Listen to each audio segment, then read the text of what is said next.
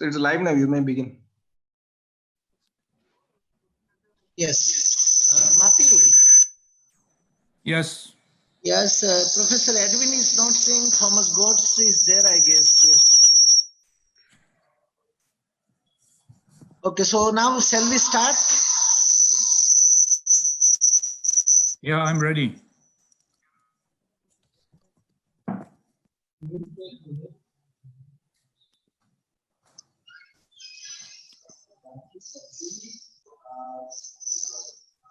So what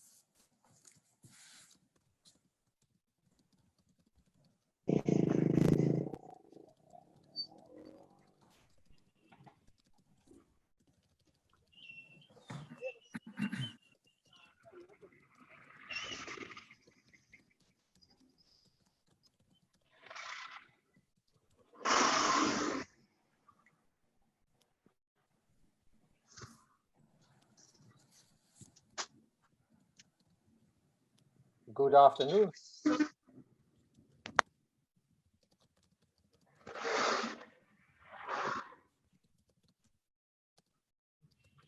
Yeah, good afternoon.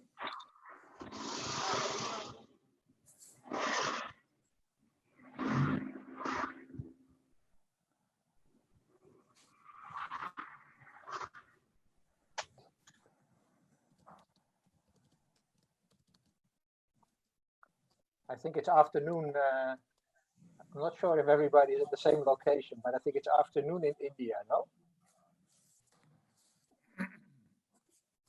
It's still morning in the Netherlands. It's late afternoon in India and early afternoon in Eastern Europe. Okay.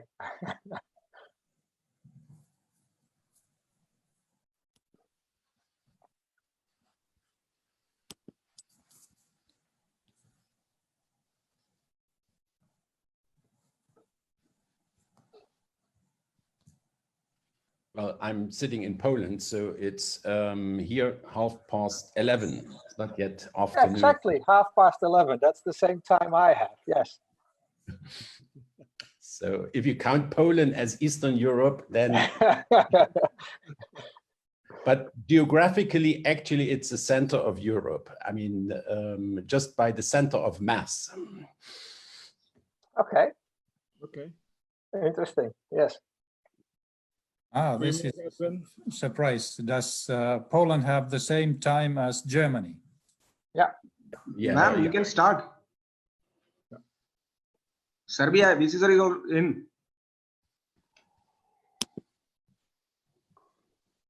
Unmute kar diya. You have to unmute first. Yeah. Hello, good afternoon, salute to all the participants and honorable speakers. Good afternoon. Nambiar from the Office of International Affairs, the Maharaja Sayajirao University of Baroda. And I welcome you all to this international webinar on focusing on mathematical models and analysis of COVID-19 crisis. This webinar is jointly organized with the University of Lappeenranta, a University of Technology in Finland, and in collaboration with Department of Mathematics and Department of Statistics, Faculty of Science, Department of Applied Maths and Engineering, and Institute of Interdisciplinary Studies, the Maharaja Sayajirao University of Baroda.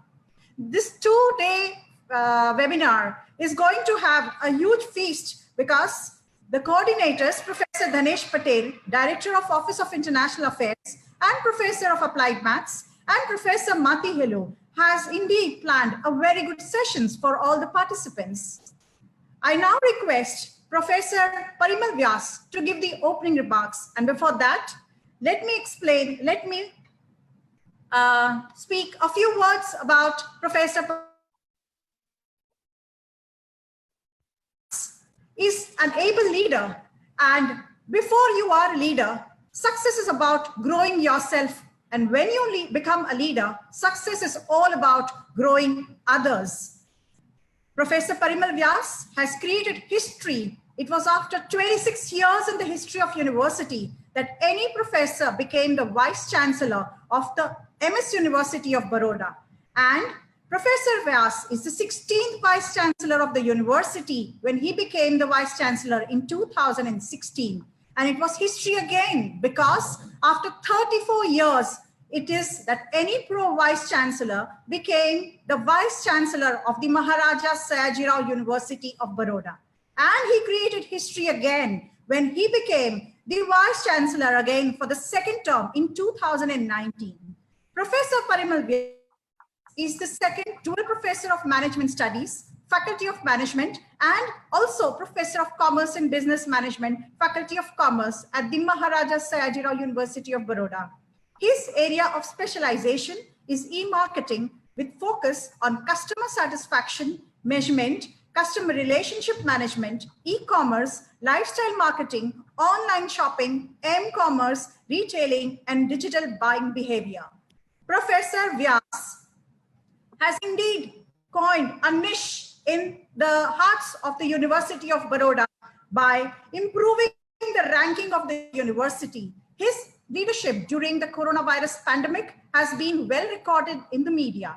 His vision and mission to take the Maharaja Sayajirao University of Baroda to greater heights has never ceased during this pandemic. And he appealed to everyone to do their part to mitigate this situation and join hands in online education. This webinar is on one of the numerous series of webinars that are being hosted by various departments and faculties each day. As Professor Vyas quotes that education can be a solution of any problem. And I quote Ronald Reagan, who says, the greatest leader is not necessarily the one who does greatest things. He is the one who gets the people to do the greatest things. And Professor Vyas, under his able leadership, has led MSU Baroda to get A grade in the NAC accreditation. MSU Baroda has been placed in the World Times Higher Education ranking and also now has a QS ranking. MSU Baroda has been adjusted under Professor Vyas's leadership as one of the best university and has awards student performance in NET and GSET examination, performance in NAC, and research and consultancy conferred by the Education Department, Government of Gujarat. Besides being a distinguished academician, Professor Vyas is an able academic administrator and has been nominated several times as a chairman of NAC peer team. I now request Professor Vyas to kindly open the webinar with his opening remarks. Thank you. Good afternoon and good morning to all the distinguished speakers, resource persons. Thank you, Professor Vanessa. I think I just want that I should be introduced only as a teacher of the Maharaja Sayajirao University of Baroda. I think that is simply great. Thank you very much for your nice words. Let me congratulate once again Professor Arun Pratap, Dean Faculty of Technology and Engineering, Professor Haribhai Kataria, who is with us, Dean Faculty of Science. He himself is a mathematician, former head Department of Mathematics. Professor Dhanesh, the driving force, he is riding on two horses. The former head of the Department of Applied Mathematics, currently is the Director of Office of International Affairs with Professor Vanessa, where she is the Deputy Director of the Office of International Affairs. And heads of the Department of Mathematics, Statistics, Applied Mathematics, my colleagues of the Maharaja Sayajirao University of Baroda, and above all, I once again, on behalf of the Maharaja Sayajirao University of Baroda, I warmly welcome the distinguished speakers on a webinar, international webinar on focusing on mathematical models and analysis of COVID-19 crisis. I'm very happy. We have with us Professor Edwin from the University of Technology, Netherlands, Professor Thomas from Germany, Professor Tyle from Poland, our own, beloved professor having Indian origin, Professor Dr. Armi S.R. Srinivas Rao. He is from the United States of America, Georgia. And I understand that these webinar is happening with the support, guidance, and coordination of Professor Matti, who is here. And thank you very much for joining hands and the collaborations for this webinar. I'm given to understand that this webinar has received participation of more than 39 countries, more than 5,000 plus participants or attendees, the new name that we give. They have joined this webinar, and I understand that we can't think of life without mathematics. Like, I'm a professor of management, so I always say that everything has a cost. At the same time, everything has a value. But when we talk about cost and value trade-off, I believe whatever that we think, I believe there is a logic behind it. And I don't think we can think of life without mathematics. And this webinar on mathematical modeling, I believe one of the institution which has joined this webinar is Institute of Interdisciplinary Studies at the Maharaja Sayajirao University of Baroda. We really are trying very hard to promote interdisciplinary research, and this is the first of its kind, because Office of International Affairs, the Department of Mathematics Science, Department of Statistics, Department of Applied Mathematics, and various other, universities, they have joined in this webinar. I think that's a great news for all of us. If we look at this mathematic modeling, I believe, as I said, that you can't think of life without mathematics. A lot of interdisciplinary studies, research projects, which are now happening. If you look at mathematical modeling of biological systems and processes, which in itself is a growing field. I'm not a mathematician, but I think these are some of the trends that one can find if you look at the body of knowledge and the practice and the research as of now. We are using mathematical and computational approaches to examine central problems in the biological sciences, which ranges from the organizational principles of individual cells to the dynamics of large populations. The world is facing COVID-19, and I think there also we cannot underestimate the contribution and the significance and the role that mathematical modeling is playing. Apart from that, the new trends that we find on mathematical modeling and simulation of biological systems in the diverse areas like cellular biophysics, regulatory networks, development biology, biomedical applications, data analysis and model validation, biological systems and bioinformatics. One very important area is epidemiology. I think this is also becoming very, very important. Evolution and ecology, immunology. I think we are also talking about virology nowadays, neural systems in the brain, innovative mathematical methods and education. I think again another area in which mathematics modeling is playing very big role is the cyber security, and you know that mathematical modeling has a lot of role to play. At this juncture, I think therefore I congratulate Professor Danesh Patel and the entire team of Office of International Affairs that you have identified an area on which different experts, I would rather say stalwarts from across the world, and we have the participation, as I said, from more than 39 countries. I think this is going to offer very important platform, not just, on the theme of mathematical modeling, but I'm happy that our university has become a hub to bring so many mathematicians across the world. And I think they would be having very interesting deliberations on diverse areas. Before I close, I think I should not miss out an opportunity to talk few things about the Maharaja Sayajirao University of Baroda. Let me tell you, this university has its root in 1881.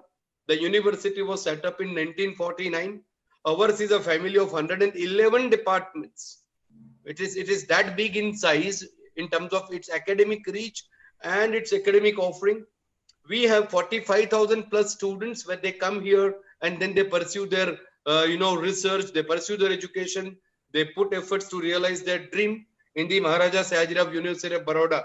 It's a residential university. At the same time, I believe rating and ranking has become extremely important. Dr. Vanessa, she shared some of the achievements of the university, but let me tell you that the H index of our university is 90. We have worked on about 150 plus research projects in last 3 years. I must appreciate the efforts put in by my faculties in the university. We could mobilize 156 crores in last 3 years as far as the funding from research projects, and we got about 104 crores in last 3 years in form of sponsored research projects. The university has mobilized about 170 crores from consultancy in last 3 years, and the income that we have generated out of that consultancy project is around 8 crore plus. We in fact on an average produce about 125 plus PhDs in diverse disciplines. We have faculty of performing arts, we have faculty of fine arts, we have faculty of social work, and let me again reiterate that we have faculty of science. Professor Haribai is with us. We promote fundamental research, that's a major hub, and we also have faculty of technology and engineering, where we in fact have department of applied mathematics, applied chemistry, applied physics, applied mechanics. I think it's a very nice blend of pure research, fundamental research with a scope for application oriented research if students they want to move. And we are looking for collaborations because I understand that if we really want to carry out a research which would be relevant, which would be significant, and which would be impactful, I believe the only option that we have is it has to be collaborative. So I am very happy that the Office of International Affairs, which is primarily is the arrangement or the office that we have set up to reach out to the students in not just nationally but globally. And I'm very happy Professor Danesh Patel is playing key role in internationalization of higher education by attracting students. We have international students from more than 14 countries, and I think I appreciate the contribution of Professor Danesh and Professor Vanessa Nambiar. I am sure that this 2-day international webinar, where I believe we have speakers from more than 14 countries, they are participating. It is going to be a great intellectual discourse on a very, very important topic of mathematical modeling and its interdisciplinarity with the trends that are likely to happen in near future, where I believe that mathematics is such a subject which I think has which plays its role in all other disciplines, and probably it serves as a hub. I congratulate the entire team of the Maharaja Sayajirao University of Baroda and convey my best wishes to each one of you, and thank you very much for a very patient listening. Thank you one and all for the support to the Maharaja Sayajirao University of Baroda. Over to you, Professor Danesh Patel. Sir, thank you very much. Thank you so much. Yes. Will Skilders. Yes, now you can go ahead. Yeah. Okay, thank you very much, Danesh. So before introducing the speaker, let me thank very much the International Office of BSU, Danesh Patel, and also Matti Heilje for organizing yet another extremely interesting and timely webinar. 2 weeks ago, we had a successful webinar on challenges and frontiers in mathematics for industry. Now we will concentrate on COVID-19 and mathematics. So thanks to all who are making this possible, solving all the technical problems and inviting world-renowned experts. And thanks also to the Honorable Vice Chancellor, Professor Paimal Vias, for his encouraging introductory words. Let me now introduce the first speaker. He's a colleague of mine in Eindhoven. Professor Edwin Van Der Hoeven, he obtained his degree in mathematics and statistics from the University of Amsterdam. And in 1996, he also obtained his PhD at this university. He was the head of the statistical department of Merck, Sharp and Dome from 2002 till 2010, and then became a professor in medical statistics at the Medical Center of the University of Groningen, which is the most northern province of the Netherlands. In 2014, he joined Eindhoven University of Technology, where he is a professor of statistics, but also a vice dean for mathematics. And recently, he set up the new educational track for data science. In the past few months, the group of Professor Van Den Heuvel became rather famous as they published daily analysis of the numbers generated for COVID-19. And we are very happy that today he will speak to us about this exciting work. Professor Van Heuvel, dear Edwin, the floor is yours. Thank you very much, Professor Wilschilders. And I'm also very happy that I was invited for this very interesting and very challenging and large, actually, webinar with a lot of different speakers. So I'm very honored that I was invited, and thank you for having me. But let's not spend a lot of time on making, let's say, kind of felicitations for the presentation. I want to talk about what we've done in the Netherlands on COVID-19. Essentially, what we've tried to do is we've been trying to find out whether or not we could predict the coronavirus, how it would spread in different countries around the world. And we are also trying to find out whether or not certain let's say, interventions from governments, how this might have affected the spread of the virus. And I've done this with a team of people, which are listed here, which is my small research team that is working constantly on COVID-19. Let me see if I can go to the next. So I want to talk about a few things. I will try to be fast.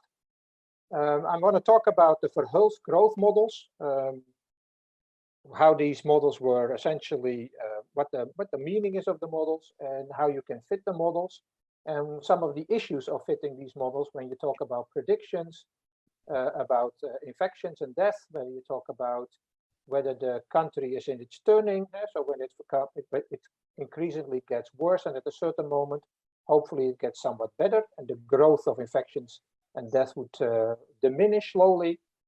And I would like to talk a little bit about certain models that I've used for investigating the effect of governmental interventions. So let's talk about where it started. It started in China, where the first patient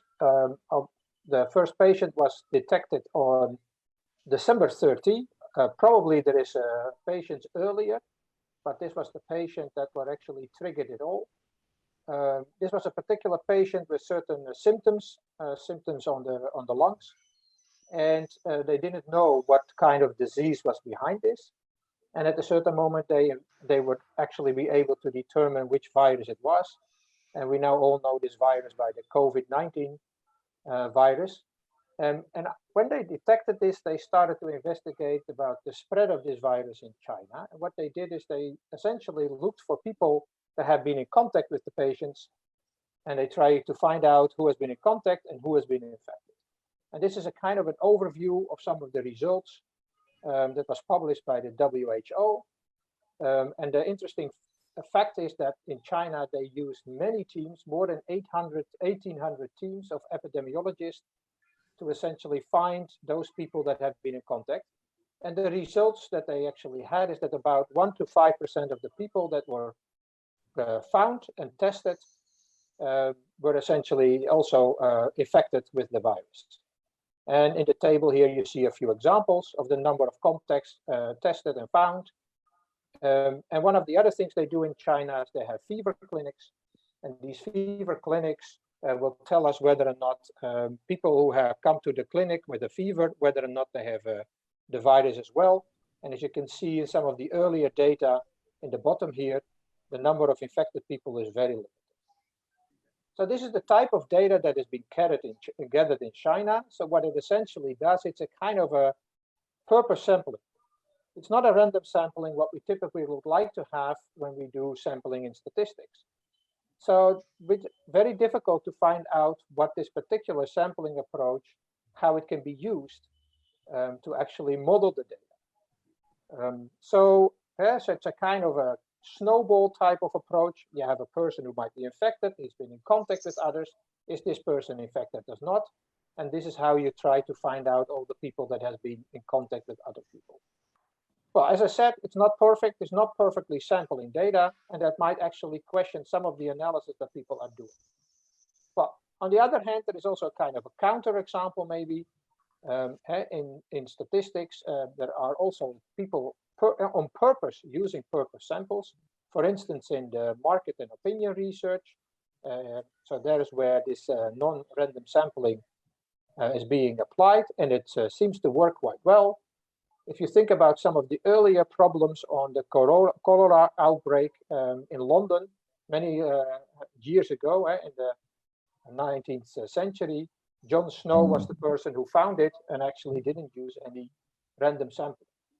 So this means not everything is lost, although we might have want to have the data somewhat sampled differently. It's not all lost. So let's see what we can do with it. So the first thing we started to do is we started to look at the Verhulst model. And the Verhulst model is essentially a description of a very simple compartmental model that says, okay, there is a group of people that is susceptible at a certain time. That means they could be infected. And if they come in contact with an infected person, they might change to the group of infected people. And this particular system is a very simple system. There is a kind of a transition rate beta. And if you set up this particular compartmental model, essentially you have to solve this particular equation here, a differential equation that tells us about, how the number of new infections is going to be determined by the ones who are susceptible and the ones who are actually already infected. And this ratio ST divided by M can be seen as a priori probability that a person who is infected with the virus is in contact with a person who's not infected yet. Well, the solution of this differential equation was solved by Verhulst and is essentially described here on top. There are three parameters involved: M, which indicates the total maximum number of people that's going to be infected when time progresses. There is a slope, beta, which tells us how fast people are being infected. And there is this alpha, which is a kind of a turning point.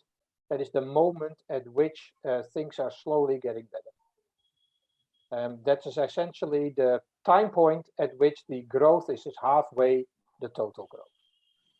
If you solve this set of equation, you essentially can demonstrate that the three parameters, M, beta, and alpha, should satisfy this equation, where I0 would be the number of infected when we started to analyze the data. Well, you can analyze the particular model in different ways. One of the ways is to assume that the number of infected, this is the accumulative number of infections over time, so this number grows over time, is essentially this nonlinear function, this logistic curve, plus some noise that is for the unexplainable variability in these numbers. And you can make a very simple model. You can use normality for the residuals. And then this model essentially estimates all three parameters, M, beta, and alpha, separately.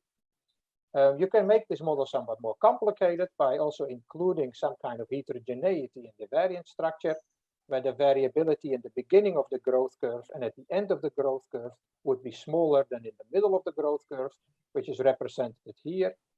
And we can also include some kind of an autoregressive error structure because the number of infections today depends on the number of infections from yesterday. So somehow you need to incorporate that. If you analyze the 30 Chinese provinces that we did in the beginning, that would be somewhere in February, the curve was more or less complete. And we actually saw that the different provinces of the Chinese country actually had different estimates of the parameters. So the parameters of the alpha, beta, and M vary quite a bit over these provinces. But one of the things we actually saw is that these curves actually fit, the Verhulst curves, fitted very well to these data of the provinces.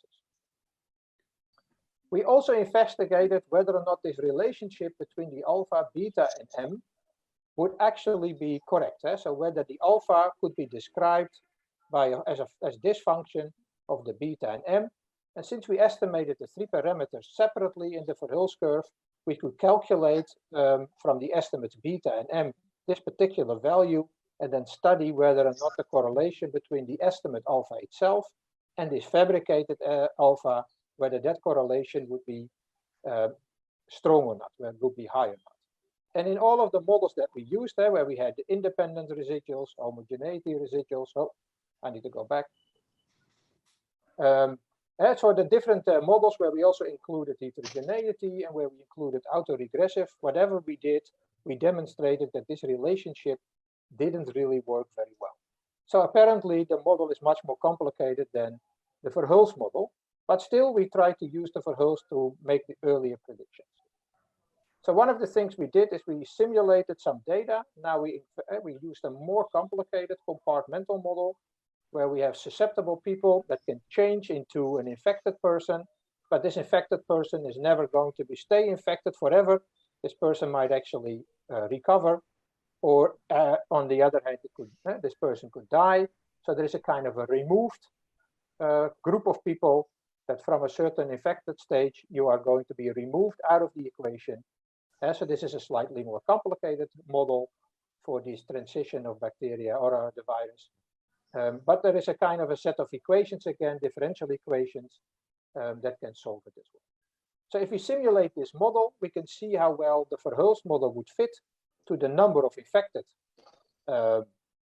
people. And now the number of infected is always the total number. So we are always studying the accumulative number of infections. So if you simulate and start estimating the maximum value, so here we're focusing on the M, then we can actually see here, this is the bias curve. If the value would be 0, it means we are estimating the parameter M without any bias. But if you see in the beginning of the curve, we are far away from estimating the maximum. So when we start connecting data on this virus in the beginning, it's very difficult to determine what the maximum number would be at the end of the spreading of the virus. However, if you correct for this particular pattern that you just see, if we know that we at a certain time point we're underestimating it with 50%, we can just correct this estimate, and our simulation shows that we can actually get reliable estimates when we are about 40% of the curve, so 40% of the spread of the virus is known, then we could estimate the maximum value relatively good. Of course, we don't know exactly what calibration model we should use. So one of the things we did, we actually used the calibration models from the provinces of China. And these are the models. So if you take a kind of an average value through this, an average curve, that is the mistake that you would get from estimating the provinces. And that is used for all of the countries to do predictions. Our Verhulst model shows here some of the predictions we did, short-term predictions in a few days. And as you can see, this is a relative number. So this is what we predict. We compare it with the observed number as a ratio. And if it's close to 0, it means we were perfect on target. And the further away from the horizontal line 0, we are not doing as well. And as you can see, we are sometimes more than 10% away from what we truly observed. And our predictions are not always optimal. Here we can see that about 80% of our predictions were within 5% of the true values. And for death, we did a little bit worse. One of the other things we did is actually discussing, can we find the turning point? So could we at a certain moment see that we are shifting from an exponential format to a kind of a format where the growth is diminishing again. Still continuing, but it starts to diminish. And we looked at two, let's say, monitoring statistics. We looked at the number of infections divided by the estimated maximum that we actually did every day. So time is their day. And we are looking at the estimate of the alpha, the turning point itself, and the day that we are actually at that moment. So if this ratio is bigger than 50%, then we are over the turning point. And when this difference is bigger than 0, we are over the turning point. And as you can see here, we see the Netherlands. So you see here, March 31, we are tipped over the 50%. This is this red ball, this red dot tells us that this ratio is more than 50%, apparently also significantly above. And at that moment, we actually said that we are actually over the turning point. And this would be the picture for the difference of the alpha minus t, and also there it's around 31 of March, where the Netherlands actually started to do better. We verified our approaches by looking at other countries, and this would be Italy, where you actually see from a certain moment Italy was doing much better, and so it started to diminish the spreading. However, we also saw that when we looked at a lot of countries, that this growth model we started with, this simple Verhulst model, wasn't good enough, and we started to implement a much more complicated generalized logistic curve. And this is formulated again in the differential equation. The number of infections, the number of new infections can be written as a function of the number of infections we had last day. And this type of models can essentially be fitted with a Poisson distribution, where we look at the number of new infections given the number of previous infections. And here we see 4 provinces in the Netherlands where the predicted, which are the crosses, and the line, which would be the estimate of the model, is doing very well. And also we can make better predictions, which is actually seen in the next slide. So here we see that our predictions improve dramatically by making the model more complicated. We are almost 100% of the cases within 5% deviation of the number of infections. And also the number of deaths is doing much better. Interesting here enough is maybe the estimates of the parameters, and I put India in. This is data from June 16, so I did it yesterday. As you can see, the gamma would tell us how much we are away from the Verhulst curve, the original Verhulst curve. If the gamma would be equal to 1, it would be the Verhulst curve, and none of them are equal to 1, but India seems to be closest to it. And if you look at the beta, which is essentially the transmission rate, the higher the rate, the more quickly it spreads. And as you can see also here, India is doing quite well at this moment compared to other countries. Should be careful a little bit with this decision or this conclusion, depending on what type of data is used and how long the spread is already going on. One of the dramatic situations is maybe the USA, where the number beta is very high. And to just show you a little bit of how all these countries did, this is an overview. And in the bottom here, we see India. So this is the number of infections as a percentage or as a ratio from the number of people living in the country. And India is actually at the low side at this moment. And also the number of deaths, as you can see here, also India is at the bottom. So it's doing quite well compared to some of the other countries when you compare it to the number of people living in these countries. Then quickly go to the effect of governmental interventions. So we actually took a much more complicated compartmental model where we have a kind of a susceptibles. Then we have the exposed people. They are exposed to the organisms, but they're not infectious yet. There's a kind of a delay before they become infected. And that's over here. And these are the infected people that were tested, because not all infected people are tested. So there is also here a kind of a group of infected people, but they're not tested. And then we have people going to the hospitals and people going out this equation. So this is a very complicated model that we try to implement. We implement it by using Poisson regression and doing an iterative analysis by starting from every day, increasing the estimates, or starting to improve the estimates, and also be able to estimate this contact rate, transmission rate, here the beta, that would now depend from time. And if you then look at how the fit of our model was, so now delta y here is the number of new infections, the accumulated number. So every day we get a new number of people infected. And here we see how the fit of the model would go through the data of the Netherlands, Italy, and Spain. And you can see that our model follows the data quite well. Unfortunately, there's a little bit of variation that we cannot explain. That probably has to do with also testing policies of how many people are tested. So if you look at the transition rate itself over time, we made a kind of a piecewise linear or piecewise constant profile. As you can see here, this horizontal level, the beta estimate is about 1.2. And then at March 17, it dropped to about 0.9. And the box indicates a confidence interval. And this is the profile that we estimated from the data.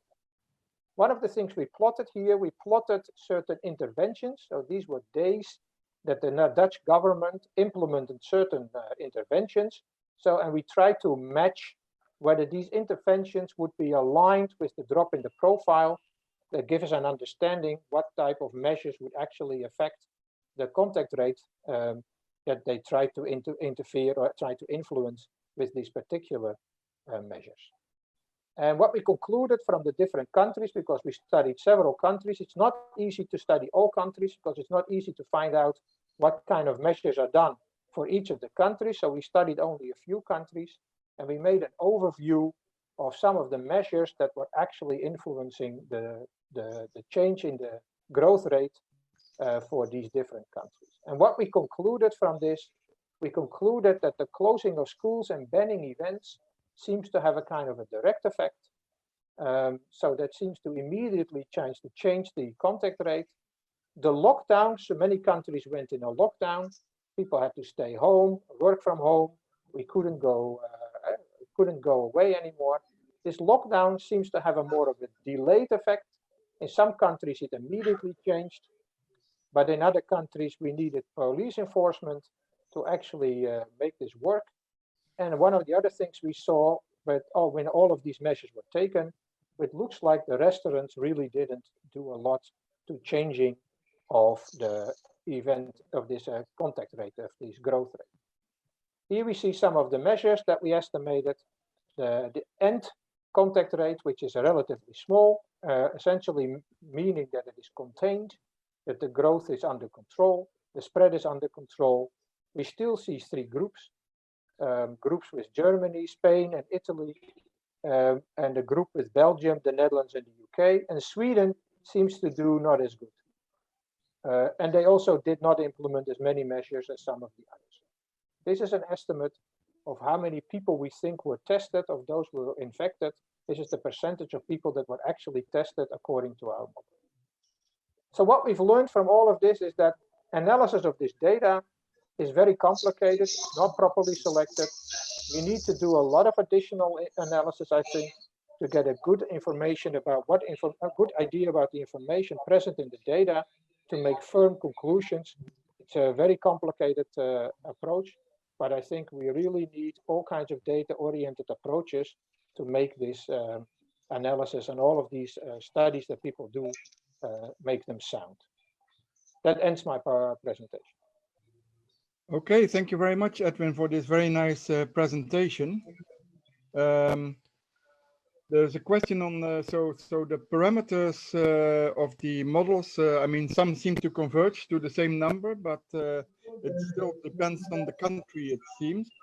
Does it depend on culture or maybe population density? So did you make an analysis of that? Yeah, so some of the things we tried to do is to find out whether or not these contact rates were also depending on, for instance, the density and maybe the average age of a country. But to be honest, we couldn't really find a strong pattern there. We might need to include more countries to see that. As a counterexample, Korea is a relatively, I think Iran is a relatively young country, but Iran also is not one of the countries that did a very good job. So we couldn't really say it was age dependent. And as you look, for instance, compare Sweden with respect to the Netherlands, yeah, Sweden is doing somewhat worse than the Netherlands. Well, the Netherlands is much more dense than Sweden. So it's very difficult to find out what the underlying, let's say, factors are that makes the difference between these countries. Yeah, okay. Other question is at the end of your conclusion slide, you had a comment about Leo Breiman. Can you explain that a little bit more? Yes, I can. So I think Leo Breiman was a person who worked in industry for a long time and came back to the university, I thought it was Berkeley. And then when he came back, he was surprised by the statistical modeling that was done at the universities. They seemed to focus a lot on theory. They seemed to focus a lot on models. And he was thinking about, well, we should do much more data-driven type of analysis. And I think when you look at the data science, how it's at this moment is, how it's developing, data is not being collected in a proper way. So when you have this data, I think you need to look at this more from a data perspective, apply a lot of different things to understand what really the data is telling us. We still can use the statistical models. I'm not going as far as Leo Breiman. He was really against it, I thought, but at least from his papers.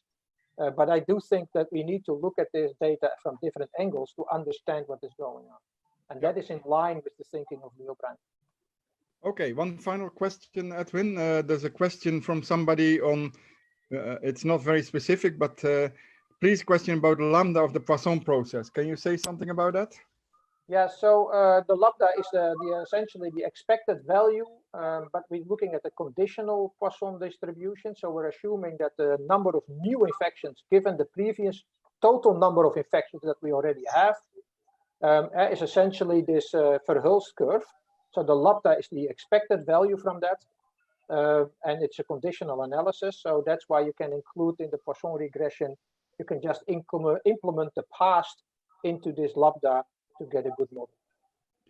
Okay, well, thanks very much again for your nice talk and also for sticking to the time. Yes, I try to. Yeah, thank you very much. And I give to the next chairperson, I think Thomas Götz.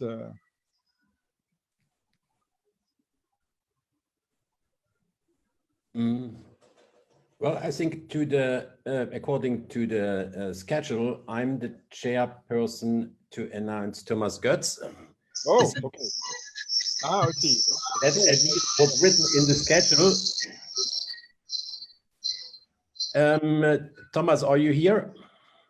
Yes, I can hear you, Till. Oh, good. So I can Nice to see you again. introduce you. So Thomas is a professor at the University of Koblenz in Germany since 2011, and he graduated from Kaiserslautern University in mathematics and has worked since then for many years on epidemic models, especially on dengue fever also, and has, well, quite interesting results, mostly on the analytics side, but also very much applied, I think, to the Philippines a little bit, special problems. And yes, he will speak today. I will not steal your time, so I make it short and will just announce your lecture now about SIR models and parameter estimation for COVID-19 in Germany. Please, go on. Yeah, well, thanks very much, Till, for introducing me. And now I will try to do this screen sharing.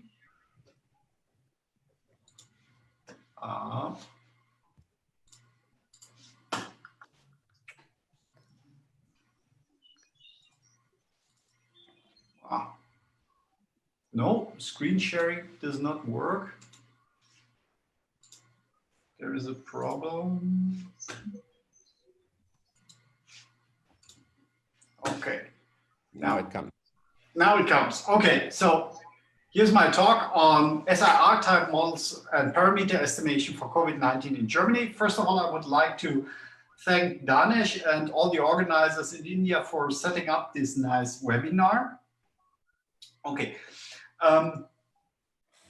The work that I'm presenting today is, well, not only my work, but work of a larger group. And here you see lots of names. And this is basically joint work together also with the group from Till Krüger and his collaborators from the University in Wrocław, together with colleagues around Wolfgang Bock from the Technical University in Kaiserslautern, Jan Pablo Burkhardt from the University in Trier, Nalin Ganegoda from Sri Lanka, and several people from Koblenz as well.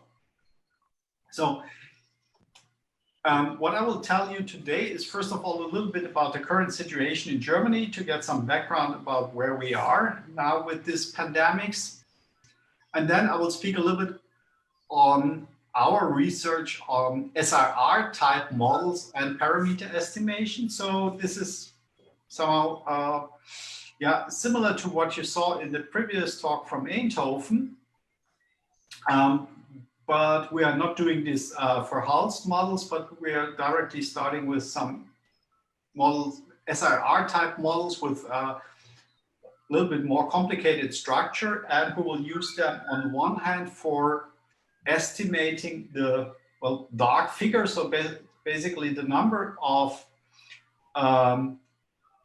cases of COVID-19 that you can actually detect, that you actually see in the tests. Since this is the big issue, that the numbers that you get in the official statistics, they only show you a part of the true figures.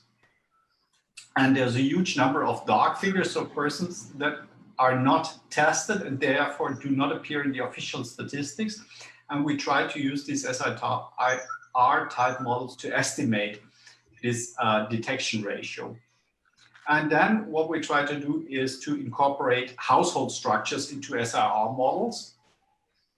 Since when you think about governmental interventions and lockdown, then what all this aims at is to reduce the contacts between persons, but of course contacts in social and everyday life, contacts outside your household, since the contacts within the families and so on, this is something which you cannot control. And then I will speak a little bit about open topics. Okay, so what is the situation in Germany? Current situation, this is the data that I got when I was preparing the talk. This was on 13/6/2020. By that time, we had 186,000 detected cases and around 4.7 deceased.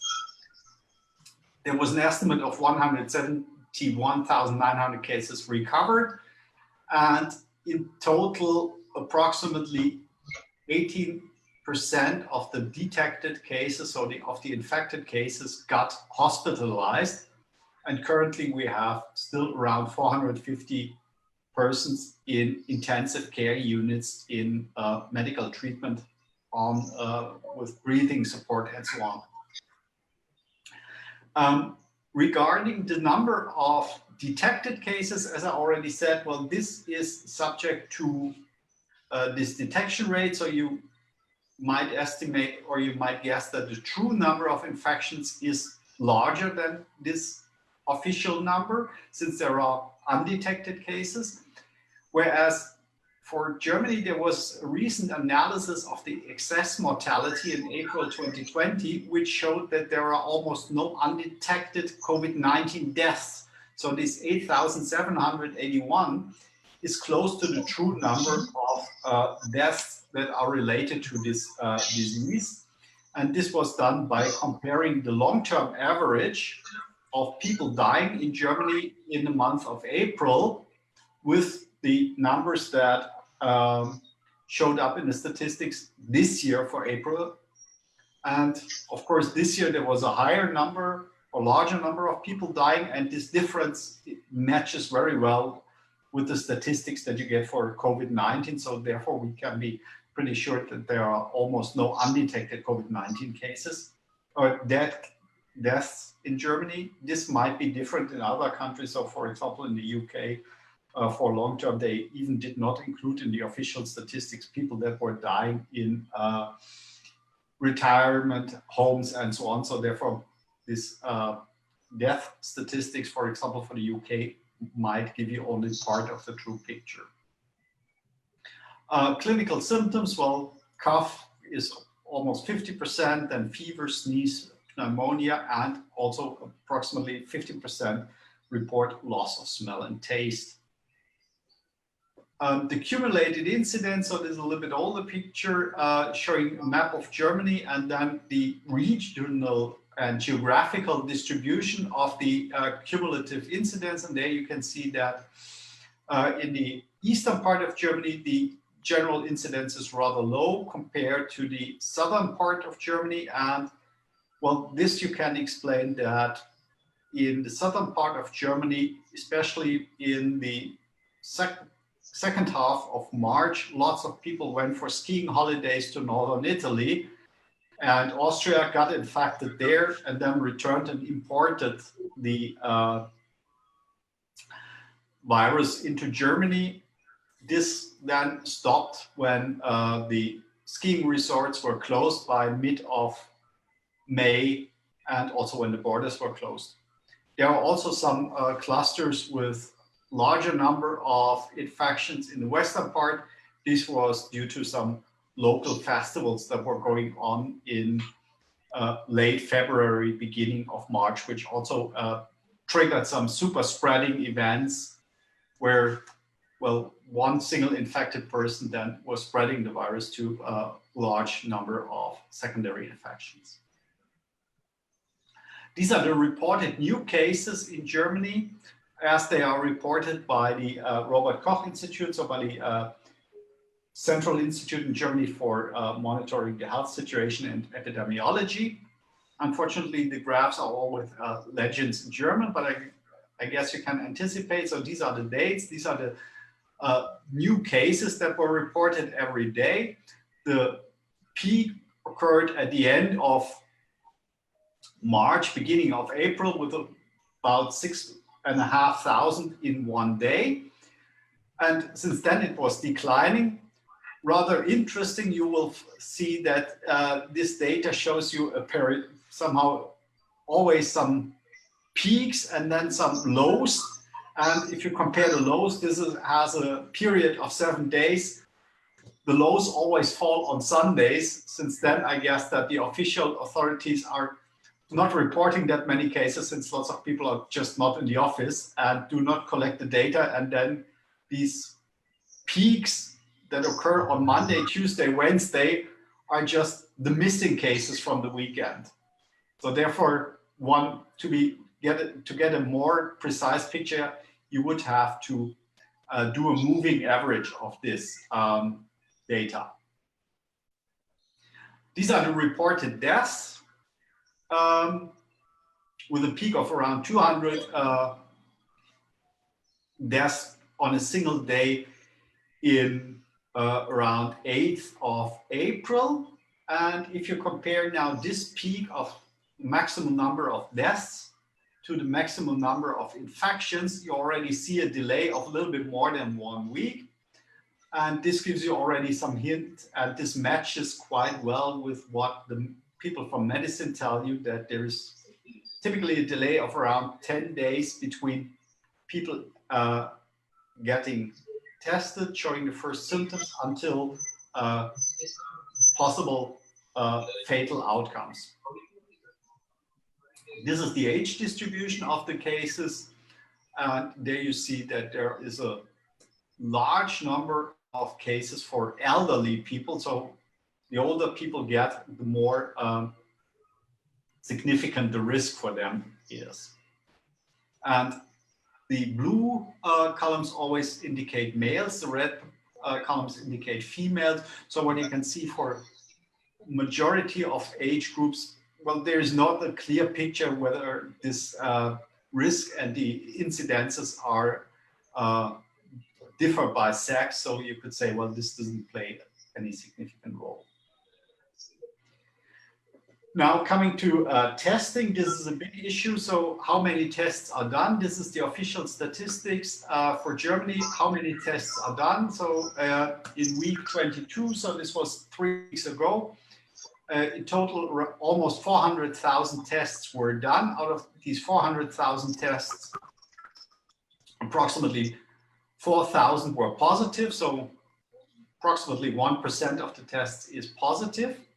And in total, we carried out so far 4.3 million tests.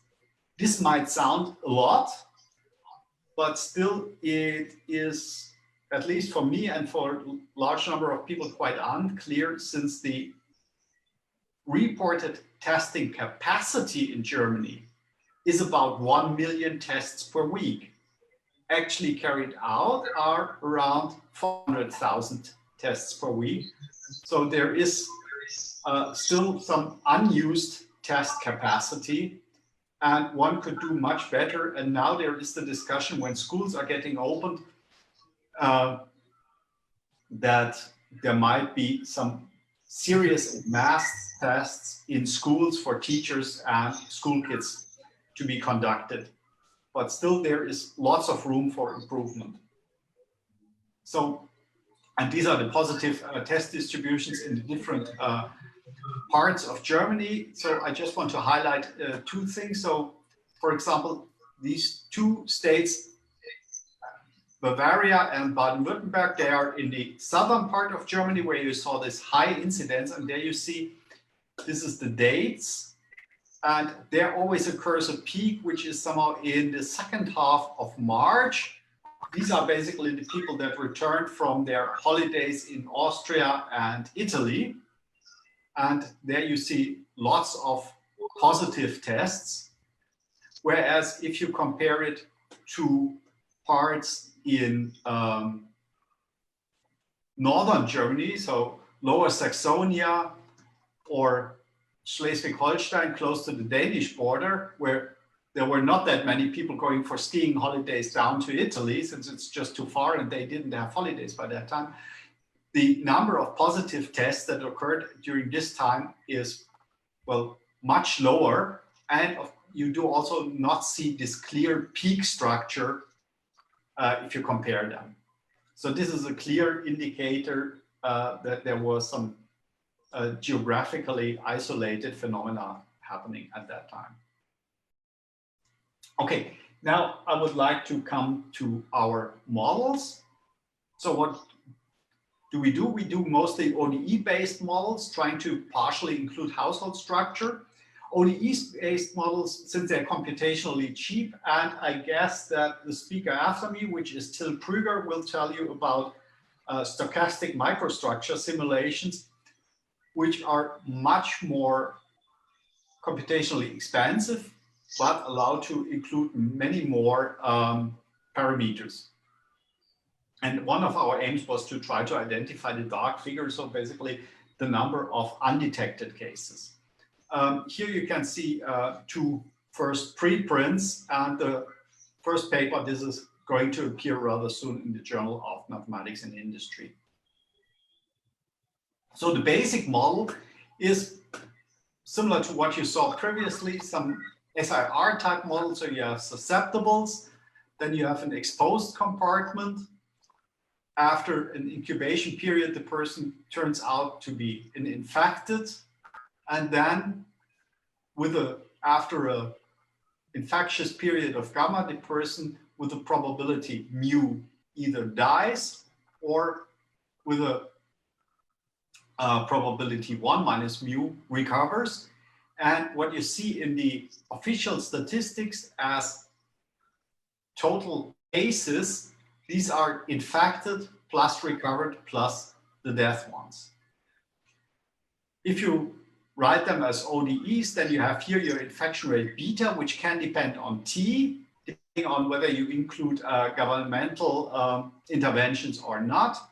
N is the total population. Okay, so this is our basic model, and of course this unknown force of infection or transmission rate beta, together with the lethality mu, so the probability that an infected dies, the incubation period theta, and the recovery period gamma. This is something that you can get rather good estimates from the people in medicine already. And here is a little bit more complicated model that we're using, where we are somehow subdividing the infected compartment into a more fine-grained structure.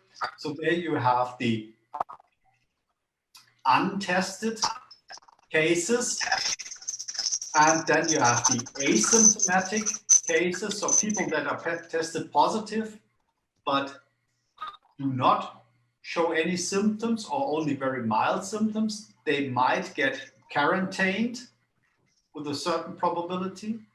And then you have the more severe cases, either still with rather moderate symptoms, so under medical treatment, and then the severe cases that are in intensive care and that do need breathing support and so on. And when it comes to models and predictions on how well will the health system of a country cope with this pandemics, one key issue is always the number of available ICU beds and breathing support machines.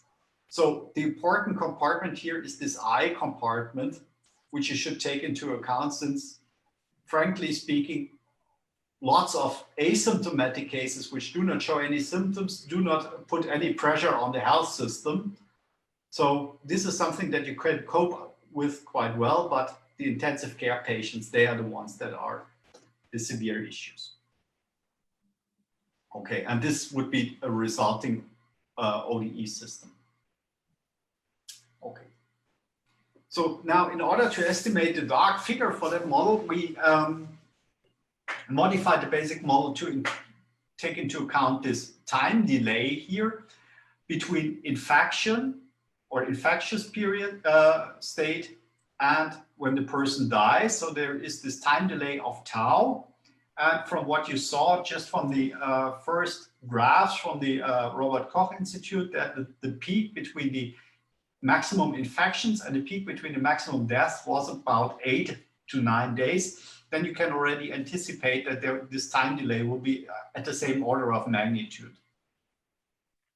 Okay, so this is the basic model, and these are the results that we did. So the red circles show the official statistics reported from 1st of March onwards, since this was the day when in Germany we exceeded 100 officially registered COVID-19 cases, until end of May. And this is our model. So this is this solid line, which matches quite well.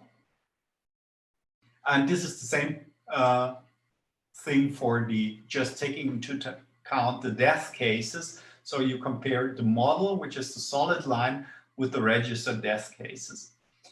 For the transmission rate beta, we assume, similar to the previous talk, also a piecewise constant structure. And this somehow, when these values change, this depends on the governmental intervention. So before 16th of March, there were no interventions at all. So basically you had a free spread of the disease. Then on 16th, schools were closed. On 22nd of March, a further contact ban was announced. So we didn't have a real curfew, but just a contact ban. So you were just allowed to meet with one other person, not coming from the same household. And then on 20th of April, we already started relaxing the measures. Since then, partly some shops were again opened, and schools were starting to open again. And what you can see is somehow the values for beta. So basically from before any governmental measures, this was around 0.6. Then at the interventions, it was dropping to 0.09. Well, this is basically a reduction by a factor 6, which means if you would translate it from the social context that you have, which can contribute to spreading the disease, only 1/6 of the contacts were still active. So only 16% of your prior contacts you were keeping, and that could contribute to the spread of the disease. Interesting enough, even after relaxing some of the measures, the contact rate remained rather small, same order of magnitude, not significant, no significant big difference. And this can be explained that even though more shops were opening, people were still taking lots of care, social distancing, and wearing a mask and so on. So this contributed to still keeping this transmission rate low. This delta was our detection ratio. So how many of the infected and recovered cases actually show up in the statistics. And here we got that this delta is around 0.23. This means only 23% of the true infections are tested and show up in the statistics, which means the true number of infections could be higher by a factor, easily by a factor of 4. So which means right now we have around 200,000 infections. So the true number of infections could be easily at around order of magnitude of 800,000. Lethality was estimated to be 1.5%. 1.5% again based on the total number of infections. And if you take into account that only 1/4 of the infections actually gets tested, appears in the statistics, then this matches again with this approximately 5% of dead cases that are seen in the statistics from the Robert Koch Institute. And tau was our time delay between the infection and the death, and this one was estimated to be a little bit more than 10 days. So this was based on using a joint equations for the ODE model. We did something similar with some stochastic method with a metropolis algorithm, and the order or the parameters that you get are in the order of magnitude approximately the same. Again, here in red, the reported cases, in blue, our estimates. So the models predict quite well what happened in the past. Also, you can compute now from the models the reproductive number. And this is now how this R0 was changing. And somehow currently, this was state of the weekend. The Robert Koch Institute was now reporting for Germany a reproductive number of 1.02 with a 95% confidence interval between 0.82 and 1.3. And our models give you something which is significantly less than 1 right now. And with this daily reproductive number that is reported by the Robert Koch Institute, this is always, of course, subject to, or rather volatile, since the, as you saw, the number of registered cases shows these peaks in the middle of the week and lower numbers over the weekend. And then there's always some fluctuation going on. But right now, the reproductive number is somehow contained below 1, which means that we have somehow suppressed the disease. But I guess Till will tell more about that in the next talk. So now I should come to the end. Just shortly, something about including the household structure. And there we did some comparisons between models for Germany and for Sri Lanka. In Germany, the average household size is 2.1 persons. In Sri Lanka, it's almost twice as large. And then we assumed that around 100 households form a community where you have a higher transmission within this community, just to take into account that you have some sort of your neighborhood where you spend most of your time, and within this neighborhood you have a higher risk of getting infected or transmitting the infection, whereas for the rest of the population, then you are in less risk. And then we just did this comparison. Here are just the results for Germany. So what you see are the model and the data for the active cases. So the black one is the data for the active cases in the infection. And the blue ones are our model simulation. as well as for the deaths. The red one is the model, the black one are the reported data, and this is again the infection rate or the transmission rate. And again, we have used there this piecewise constant functions, where somehow in mid of May, there was a first set of restrictions announced, reducing the beta, and then a further reduction of beta. And again, you can see that the beta is reduced basically from a value around 0.5 to something around 0.1. So again, a factor of 5 by which the contacts were reduced, and also the transmission rate then reduced or got reduced. Okay.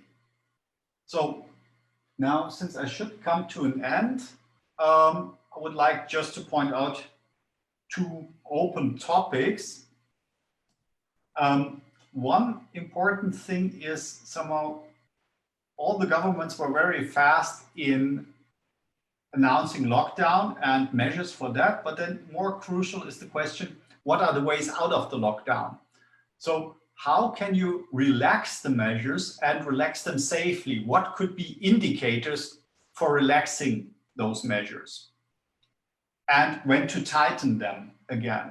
The current strategy in Germany is that the measures got relaxed and you would locally tighten them if in a single district appear more than 50 new cases per 100,000 inhabitants within a time period of 7 days. So there you have this threshold, and if you exceed this threshold on a single district, then in this single district, measures would be tightened again. And so far, there's no clear bound on how to relax them again, but you could think about a similar strategy, saying if the number of cases drop below a certain threshold, then you could relax the measures again. Of course, this bound, this number of 50 per 100,000 infections, this is just a political number. There has been no scientific reasoning behind that one, since this is a number that you can easily communicate. And there is now the question, is this an optimal bound? What would be a reasonable bound? And of course, for that one, you would have to try to balance the economic loss due to the lockdown to the costs of the health system by having many infections. And can you do a mathematical model for that? And well, this is currently under construction. We are working on that, but so far I have not enough to tell you about this. So especially no results on that one yet to report. But we're on the way to this and hope to get some reports in the next some results in the next 2 weeks for such a model, which would then be some sort of an optimization model trying to find what are optimal bounds for this relaxing and tightening the measures. And the other thing is the impact of school openings. As you heard in the previous talk, this has an important effect. And the question is, of course, since in Germany, the full opening for schools is planned for mid-June, so for right now, or latest by mid of August. But of course, local outbreaks already occurred. And if you look, for example, in Israel, they had some super spreading events, and they think about closing schools again. So what would be a mathematical model that takes into account what happens at schools, where kids are under frequent contact and where the risk of transmission is significantly larger? And finally, what is completely forgotten in all these discussions is what is happening to universities. Everyone is discussing about opening schools, but opening universities is something that is not yet on the agenda. But this is also something that should be discussed. Okay, so much for that. And I think I have used my time. Thanks very much. Thank you very much, Thomas, for the very exciting talk. And I have two panel questions. I would maybe quickly ask one question to you because you showed at the beginning that there is an inhomogeneity in the prevalence of detected cases across the age, especially at high age. And it's also known, of course, that the death rate and the severe progression is in higher age groups larger. So if you would differentiate your population by age and would then, I mean, this is still in an ODE model, I mean, you get maybe a partial differential equation, but you still can incorporate it in a model if you put the age dependence of the death rates, say in. Would you expect that this changes the dark figure estimation very much, or is it hard to say?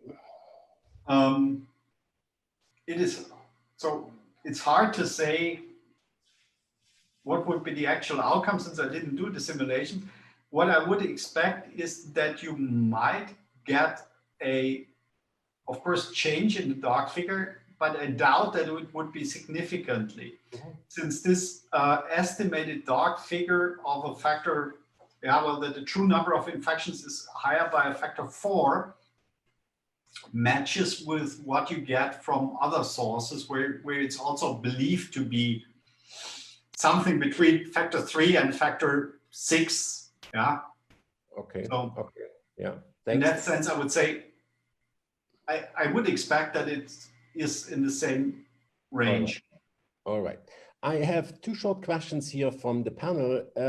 One is, how do your parameter values based on German hospitals compare with the could be your own talk? And the second question is, what about comorbidities? Were they recorded for detected cases? So for the so I start with the second question with the comorbidities. This is not known to me whether they were reported or recorded.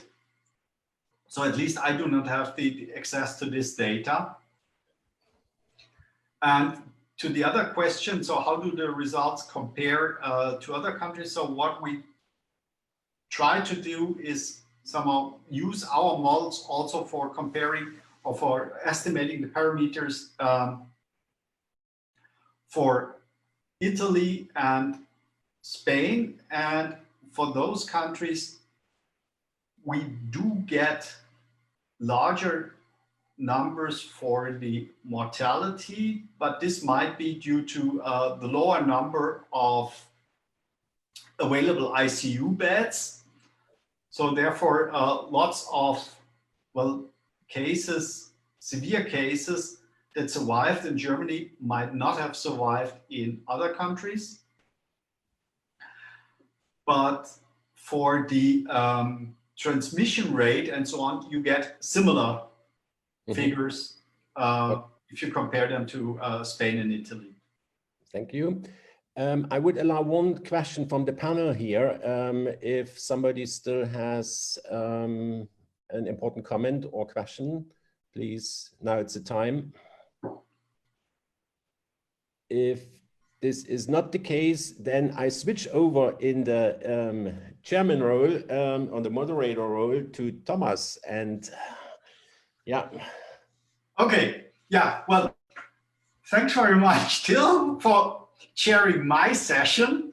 And now it's my pleasure to introduce my colleague, Till Krüger from the University of Wrocław. And well, I also do not want to use your time, Till, but I just want to say that Till Krüger has the honor that he has initiated a large European initiative on modeling corona spread, the MOCOS group, which originated in Wrocław, then spread to Germany, so to groups in Kaiserslautern, in Koblenz, in Trier. Then there are also now parts in the Philippines and in Sri Lanka. And he's an expert in stochastic modeling. And I guess, Till, you will speak about microstructure simulations. So the screen is yours. Thank you very much. And yes, indeed, I will speak about microsimulations. So let me just see if everything is well visible here. Can you see my frame? Yes. All right. So the topic is of my talk is insights from a microsimulation model. Not in the sense how good it fits to actually data, say from Germany or Poland, which I could give such a talk because we're doing this kind of things. But I would like to concentrate here on the effect really on the phase transition and the improvement of the situation by extensive testing strategies followed up with quarantine and especially contact tracing. And not only the classical contact tracing, but also the impact of the now upcoming tracking app on smartphones. And so as Thomas already said, the MOCOS group is an international group of researchers. MOCOS stands for Modeling Coronavirus Spread. And it was founded in Poland, but now has many team members. And you remind me that Sri Lanka, I forgot to put on here on my list. But we have a large team in Poland. We have also a substantial team in Germany. Thomas is a member of this, and a large team in the Philippines. And because we are in India here, I put only the Indian members with full names on the display. So all of those groups sometimes also do a little bit independent, but we use basically the same core model and program. And there's a website, mocos.pl, where you can see further information and also preprints. Good, so that is on my topics. I will first present the key features of this model and then say a few words about what we call the out-household reproduction number and how it relates to what you know as a reproduction number, and say a little bit also about the role of household on the phase transitions in these epidemics, and then coming to the main point, the impact of certain countermeasures beyond the classical reduction of contacts, which actually as a parameter all models have in. But contact tracing is much more difficult to do, if at all, in differential equation models. So here micromodels are really of use. And then I would also say something on the impact of the tracing of the smartphone app. And at the very end, if I have time, I would like to say some words how we estimated a couple of parameters in the contact tracing, for instance, based on patient data from Poland. Let's see how far I will come. Good. So I will not present the model in a really rigorous mathematical ways, because it would be a little bit too much time take me. And I think for the basic understanding, it's also at this level here not needed. So just the core information. It's an individual-based model, and the population we have here is based on realistic individual census data involving the household structure with all the correlations you have in the census data. So that means age, gender, professions, and so on. Okay, and then we define somehow a random heterogeneous contact network where we look only actually at infectious contacts, which are implicitly defined by the real contacts for out-household and inside the household. And the progression of the disease within individuals is described by distributions, so not just by mean numbers. And those distributions are updated or taken from the literature. In part, we estimated on our own data set for Poland on the patient data set. Main focus today will be on prevention and suppression methods, as I already said. And let me just give a few more words on the infection process and the graph structure.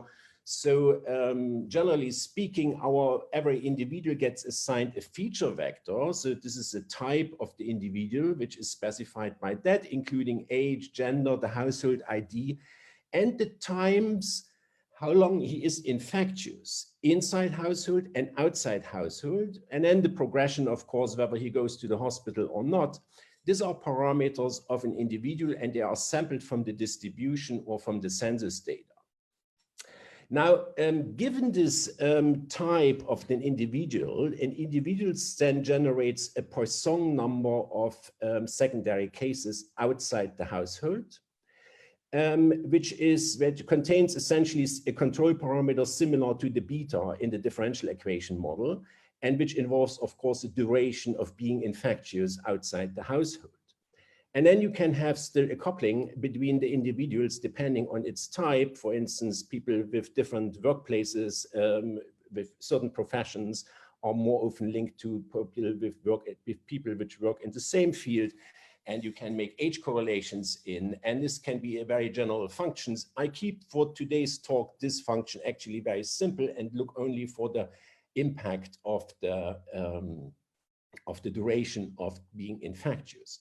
Inside the household, the network is a clique, and time is in our model continuous. It's a continuous time process, so every infection event happens at a different time, and the time between consecutive infection is then sampled from a serial interval distribution, which involves incubation time and time staying outside the households, depending on the progression of the disease. And overall, this generates a directed random infection graph, which is a little bit a generalization of a class of heterogeneous random graphs invented by Bollebach, Janssen, Riordan in the 15 years ago. And there is, despite the complexity, a relatively rich mathematical theory here behind, where we can compute a lot of things, phase transitions, and prevalences, but it's relatively involved, and I will not spend any time today in my talk to speak about that. So let me a few words say about the out-household reproduction number, because it's an important control parameter in the pictures I will show you. We define it as the expected number of secondary cases generated by an individual, conditioned that this individual has only contacts with susceptibles and no quarantine measure is applied, okay? So the true reproduction number outside the household is less than this because it depends on countermeasures. So is the person detected? Will he be under quarantine or not? And I will present here how the shape or the fate of the epidemics changes if, as a function of the reduction factor of a certain initial out-household reproduction number, which we estimated on the basis of the initial growth of the infection here for Poland, and which is essentially about 3, right? So 3 secondary cases outside household were in the initial phase in Poland observed as a mean number, and this was estimated from data. Relatively to, I will reduce, so F 50% would mean that the out-household reproduction number would be 1.5 essentially. Good. So households are very important in this epidemics, and this is just a fact here. This is a Muller plot, the relative share of infections in Poland, and what you see in the pink area here is the lower pink area is the fraction of household infections on all infections which were discovered. And this is more or less a third, a little bit between a third and 40%. So it's a considerable fraction of the infection going on in the household. And as Thomas already say, whatever you do in a contact reduction, it cannot affect the household. So you can imagine a situation that the left upper picture is a link structure where a link represents a potential infectious contact if one of the green nodes would be infected. And here this structure would imply that the infection would not spread, it stays localized in the small connected components. Now the dashed line on the right upper picture would somehow represent now that you pair people or group people according to households. And so the circled parts are now the household, and the household dashed lines you can't really kill by countermeasures. Whatever you do, you can put the household under quarantine, but it is still going on. And what you finally have to understand is really the network structure on the red graph on the lower right part, which is the connection between the households. And assuming that one infection appears in the household, it could potentially infect a large fraction in the household, depends on the attack rate, of course, but still, depending on that, you still have to understand this household infection between households. And here comes now an interesting part, just by the construction of the model, that if you look on the probability, for instance, that a household, a single household is in contact with another single household, that's a certain number depending maybe on the parameters of these persons. But if you have a 3-person household and a 4-person household, the number of possible contacts between them, so the a priori probability that the infection jumps from the one household to the other one, is scaled up by the product of these household sizes. This implies a preferential attachment structure in the household graph, the red one. And if you have preferential attachment in the network which describes infectious process, then not only the mean number are relevant, but also variances or other features of the distribution. I will not go further into this. I just want to motivate here that households are important. And you can see the impact of that if you look at the phase transition. This is a theoretical computation with population without households, so a simple SER model. And again, the F factor is a reduction compared to the initial value 0 point something. And the orange line is the classical phase transition, and then the end prevalence, which you would get also from a classical SER model. SAER model actually, and the blue line is the impact of the household, and you see that the phase transition is much lower, but especially it's much more steep, and that is what we see all over our simulations actually. So this was only a reduction here of the contact structure. Let us see now the first countermeasure, which is testing, uncovering people by extensive testing, and then putting the household under quarantine. No contact tracing yet. What you see here in the upper panel of these two red pictures, red-blue pictures, is the end prevalence, which you obtain if you specify the probability of finding a mild case versus the contact reduction. So the contact reduction corresponds to an out-household reproduction number, which is then less than 3. And you can see two things. First of all, increasing testing, that means the probability to find a mild case, we always assume that household cases were found, is improving the situation very much in the sense that the phase transition, which is the blue-yellow line, essentially shifts very much to the right. And you see also how steep the phase transition is. If you pass a little bit to the right from the yellow-blue line, the phase transition, into the supercritical epidemics, you very quickly go to very high number, despite the quarantining and the household. The below part is the waiting time till the end of the epidemics, which is obviously the longest if you are at the critical line, because you have essentially constant increments. Good. Now, let me come to improving this just testing and quarantining by adding contact tracing. So contact tracing is, in our model, contains essentially two parameters. The probability, if you start from an index patient which you have found, to uncover one of its infectious contacts. This could be either the parent node, or a person which this index person infected. So this has a probability to uncover such a link, and this we call B. And then you have a time, how long it takes from finding a link person to the index person to take a test and putting him to get the positive result and putting the person under quarantine. And what you see here, that depending on the tracking probability, the timing matters very much.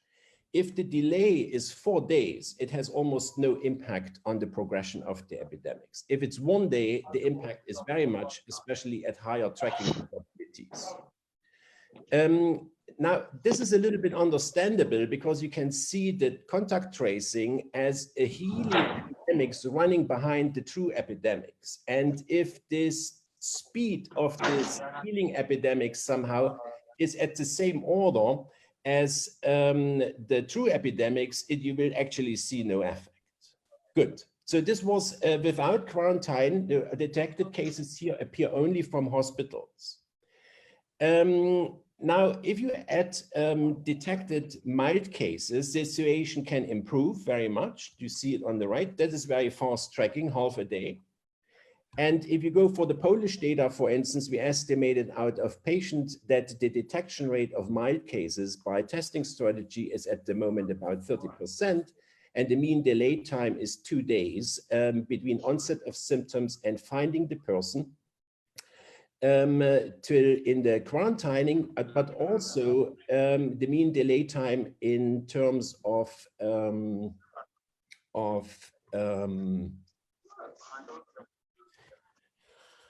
oh, sorry, this is not yet the contact tracing here. This is still the probability of detection. And I thought I have shown this. Anyway, I wanted to show this, but I think I have the wrong picture.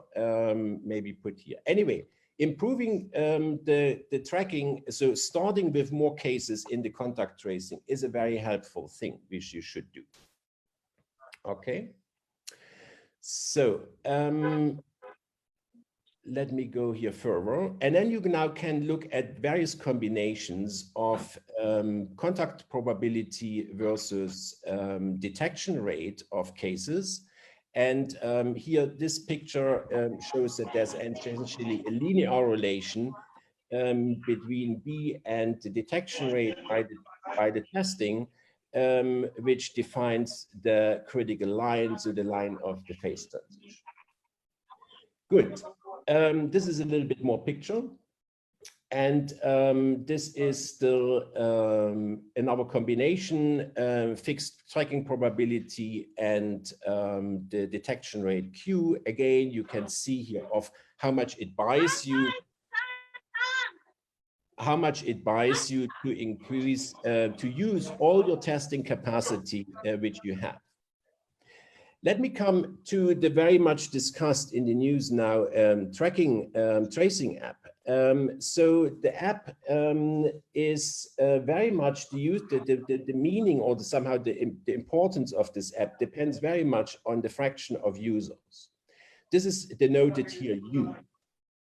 And the baseline for the classical tracking was here assumed the success rate of 60%, which is Polish, based on Polish data. And the classical tracking has a delay time of 2 days. And the app tracking would improve the tracking times because you still have to take a test and you have to contact the person by half a day, but the success rate would be 1. But what you see is for different detection rates, so maybe concentrate on the left lower picture, is that for prevalences of this tracking app, so usage coverage, by less than 20%, it has almost 0 effect. And that is, of course, due to the fact that you need two people to use the app to be actually successful. And that's why the probability to find such a link then goes like U to the square. So if you have, say, 10% in the population of users, you would detect 1 among 100 new infections out of this tracking app, a very low number. So you have to go to high numbers, but then it becomes extremely efficient. So South Asian countries, especially Korea, and Singapore have a high usage frequency of this app, and they can do very well, almost reducing the outside household contacts to a level before the epidemics. This is the timing. I will skip this a little bit, but I wanted to say still a few words how you can estimate the parameters for the tracking, classical tracking success rate, and the duration, say, and the success rate or the probability to find a contact via testing strategy. So in Poland, we have access to patient data, and they are linked. So what you get is finally clusters of patients where you still have additional information about in which contexts the infection happened, whether it was household or workplace or healthcare, etc. Then you get such kind of clusters of connected, of linked patients. Now, what you do is you look for the first detected patient in this cluster. This is usually the source where a tracking process started. And first you can look on how many of these initial found persons in these clusters were found because they went to the hospital or not to the hospital. And from this ratio, you can estimate how large is the likelihood to find a person with mild symptoms. Second thing is, you can look if the first detected person in such a cluster, the parent node was found. This is the backward tracking probability. And then you have a forward tracking probability, but modulated by the by the out household reproduction number. So you see only the product of our star times the forward tracking probability as the number of cases you detect from an index person, which is the first detected person in this cluster here, which he eventually has infected and which have been found. And now you get, you can plot these things in this BF graph here. These are the dashed lines. Look for the purple line. This is essentially taking all the cases into account. And then you can still estimate where on the case numbers here for Poland, for instance, where most likely in this parameter frame of B versus contact reduction, the epidemics is. So this is just, I mean, we look for likelihood. This is based on about 400,000 sample paths generated for all these combinations of parameter pairs, making distributions and over the sample path, essentially define a measure on the sample path and then estimate the likelihood that the true epidemics is there. And these are where the stars and the blue parts are. And you see the match point where the dashed line cross is also where one of our likelihood points is. This has two implications. First of all, the backward and the forward tracking probabilities are essentially the same. And you estimate also, you get the numbers. You get it more or less to a value of 55% success rate, 60% maybe. And you see also that at that time in Poland, this was second half of April, we had about 60% reduction compared to the previous situation. So these are things you can do. And in the conclusions, I would really recommend, if you do contact tracing in your country, do it fast. The time matters. You have to try to go below 1 day. This is really, then the things are really very efficient. The success rate you can improve, especially by mobile, either by looking on mobile data and really who was there if the state has access to GPS, but in Europe this is not possible, it's violating privacy. But if you use an app, then a large number of people should have used it, otherwise it's relatively useless. Extensive testing is very good, use your full capacity, but still from all this measure, the social distancing still is the strongest one. And do not countermeasures, to stop countermeasures too early. Wait till the cases are essentially at zero. So that would be my recommendation here. There is a lot to say on the maths. We have actually recently also succeeded to analyze the backtracking as really in a mathematical description, but I have no time to speak about this. And I think for the moment I should stop. I'm a little bit overdue with my time maybe, but not very much. I'm almost 25 minutes. Thank you very much. Okay, thanks very much, Till, for this very interesting talk. And still I have some problems of finding questions, but until I have found them, maybe one first question. Could you maybe explain a little bit what you did on this contact tracing? So how many steps do you go back? Basically, if I'm now, let's say, tested positive, do you just test my contacts or also the contacts of my contacts? Well, you go also the contacts of my contact. The thing goes as far, and this is the way also how we model is. You get found.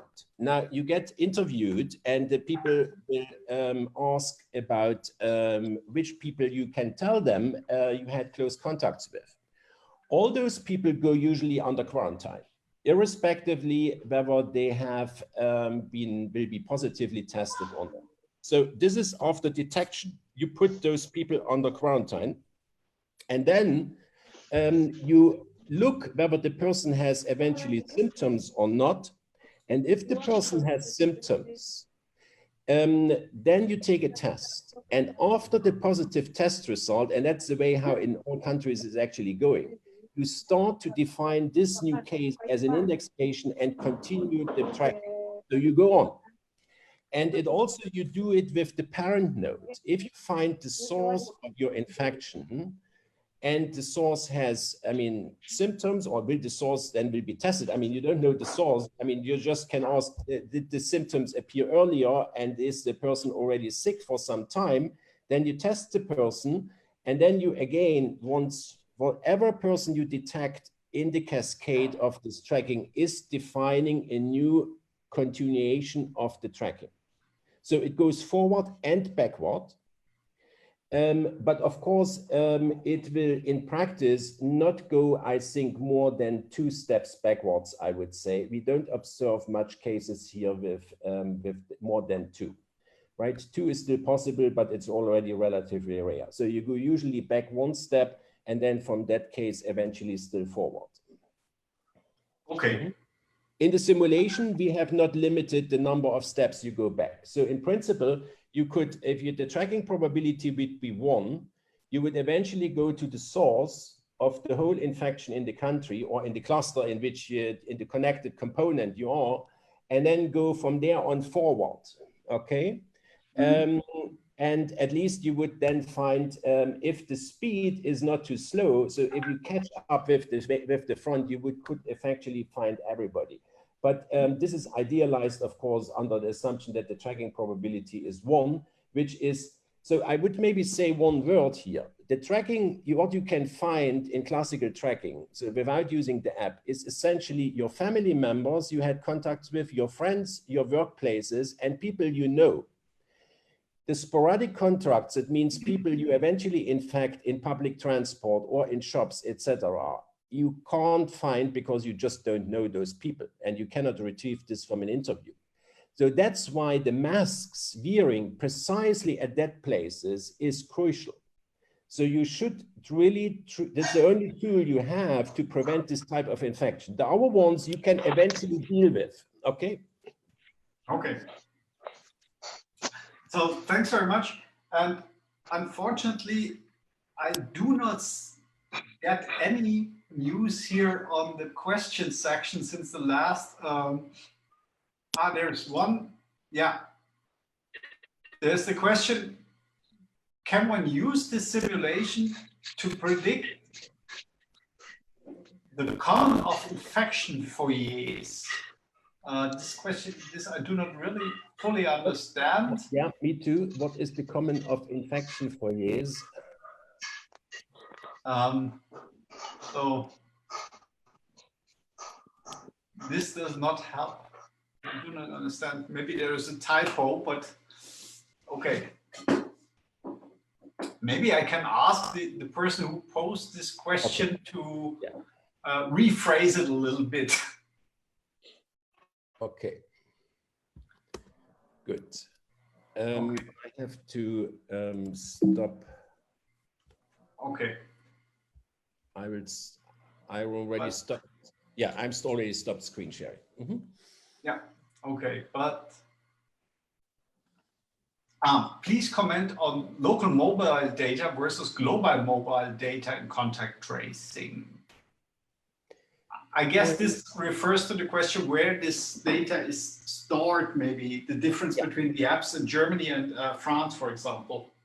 Well, I mean, in Poland here, I'm closely related, closely involved in this developing in this app and also in the fine tuning.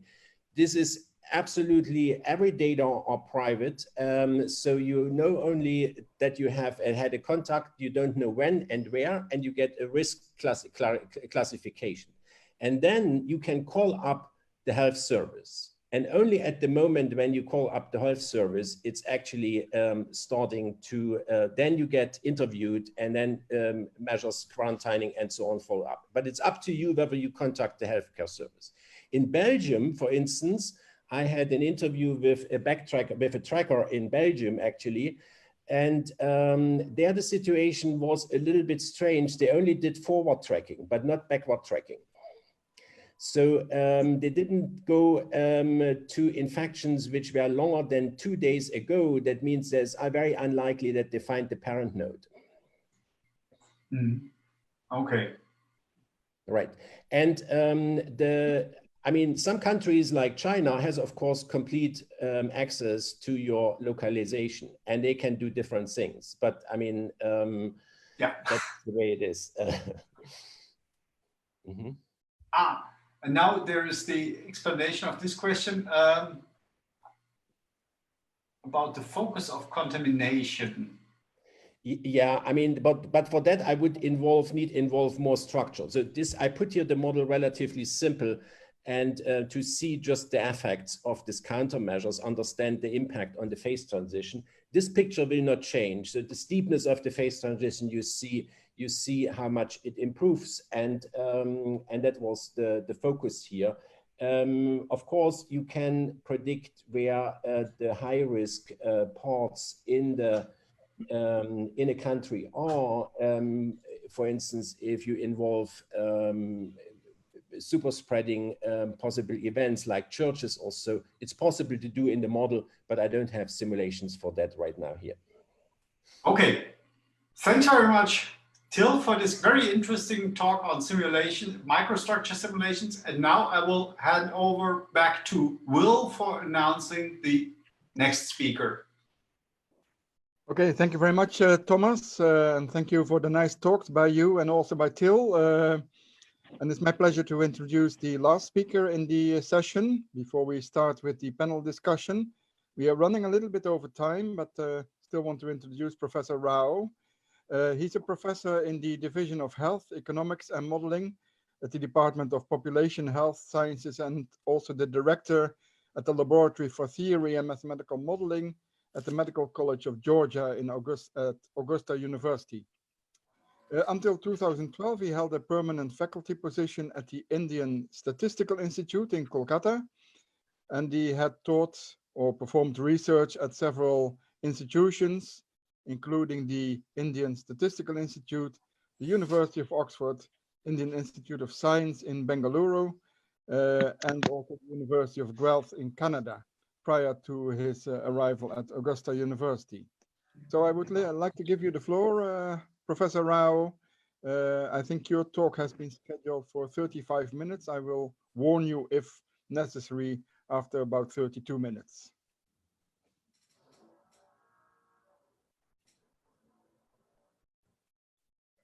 Are you there, Professor Rao?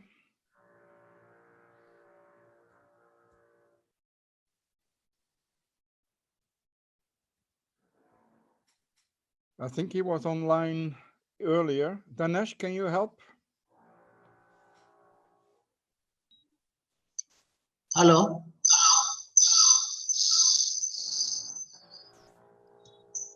Professor Rao, hello. Hello. I don't think he's there.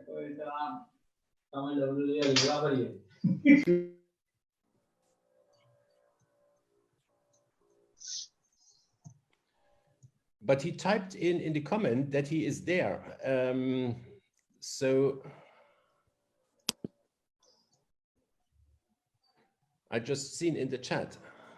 Yes, that's right. Is he in the Zoom? But he's there, sir. I mean, hello. Will, he's there. Maybe he has muted his microphone. He's here. He's here. Huh? Yeah. Hello. Hello? Hello? Maybe he's in the wrong session. He is not in the Zoom session. No, he's in the Zoom session, sir, yes? He's in the Zoom session, okay. Yeah. Can you type the questions? Will, can you write a message to him again? He says if something is disabled for him. Yes, yeah.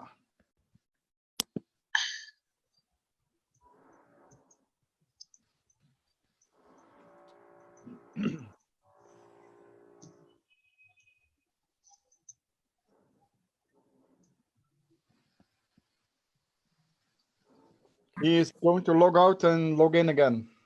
Okay.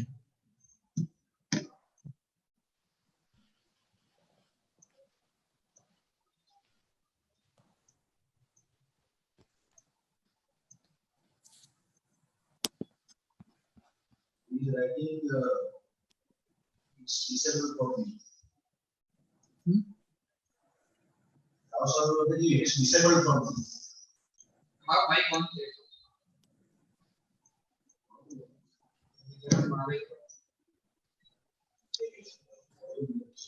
Hello? So disabled? Danesh, can you see whether he's online again or? Yeah, he's online, sir, yeah. Hello?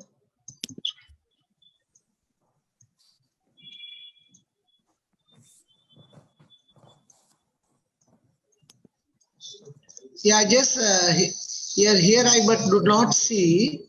I'm here but do not see. That's what he messages to me. Yeah. But do not see what to where to upload, yes? Just a minute.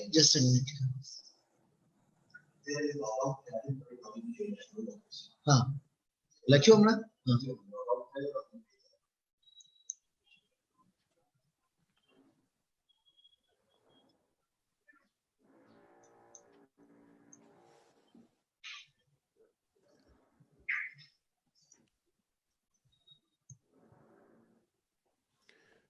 Maybe it would be possible to switch the last speaker to just exchange the speakers so here, give it a little bit more time for him to clarify the technical issues. Yes, we can do that, but that's the panel discussion. So maybe. All right. Yeah. Sorry. Yes, I see. Yeah. No, we have no option. But maybe, I mean, Matti had a few nice questions, I think. So maybe we can ask the speakers that are still online. Matti, would you like to kick off? Oh, yes. We can start now. Use the remaining time for the panel discussion. And if this last speaker will show up, then we can switch back to him again. Yes. Dennis, you can try to reach the. Yes. So,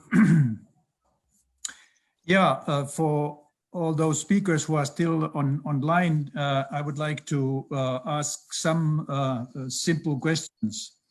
For instance, what do you see as the most crucial issues in your country and the present situation of COVID virus right now?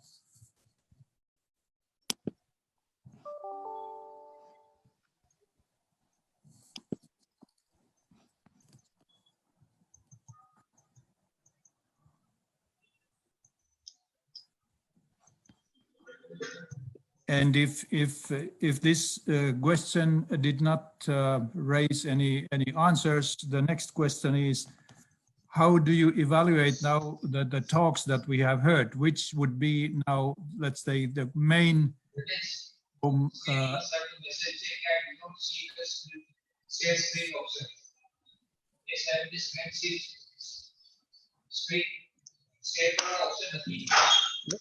Maybe Danesh should switch off his, yeah. Please go ahead, Matti.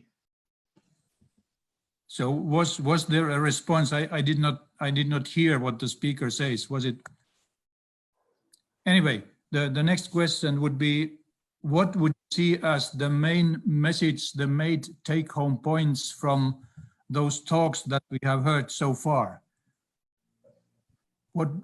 Which interesting things you observed and found out?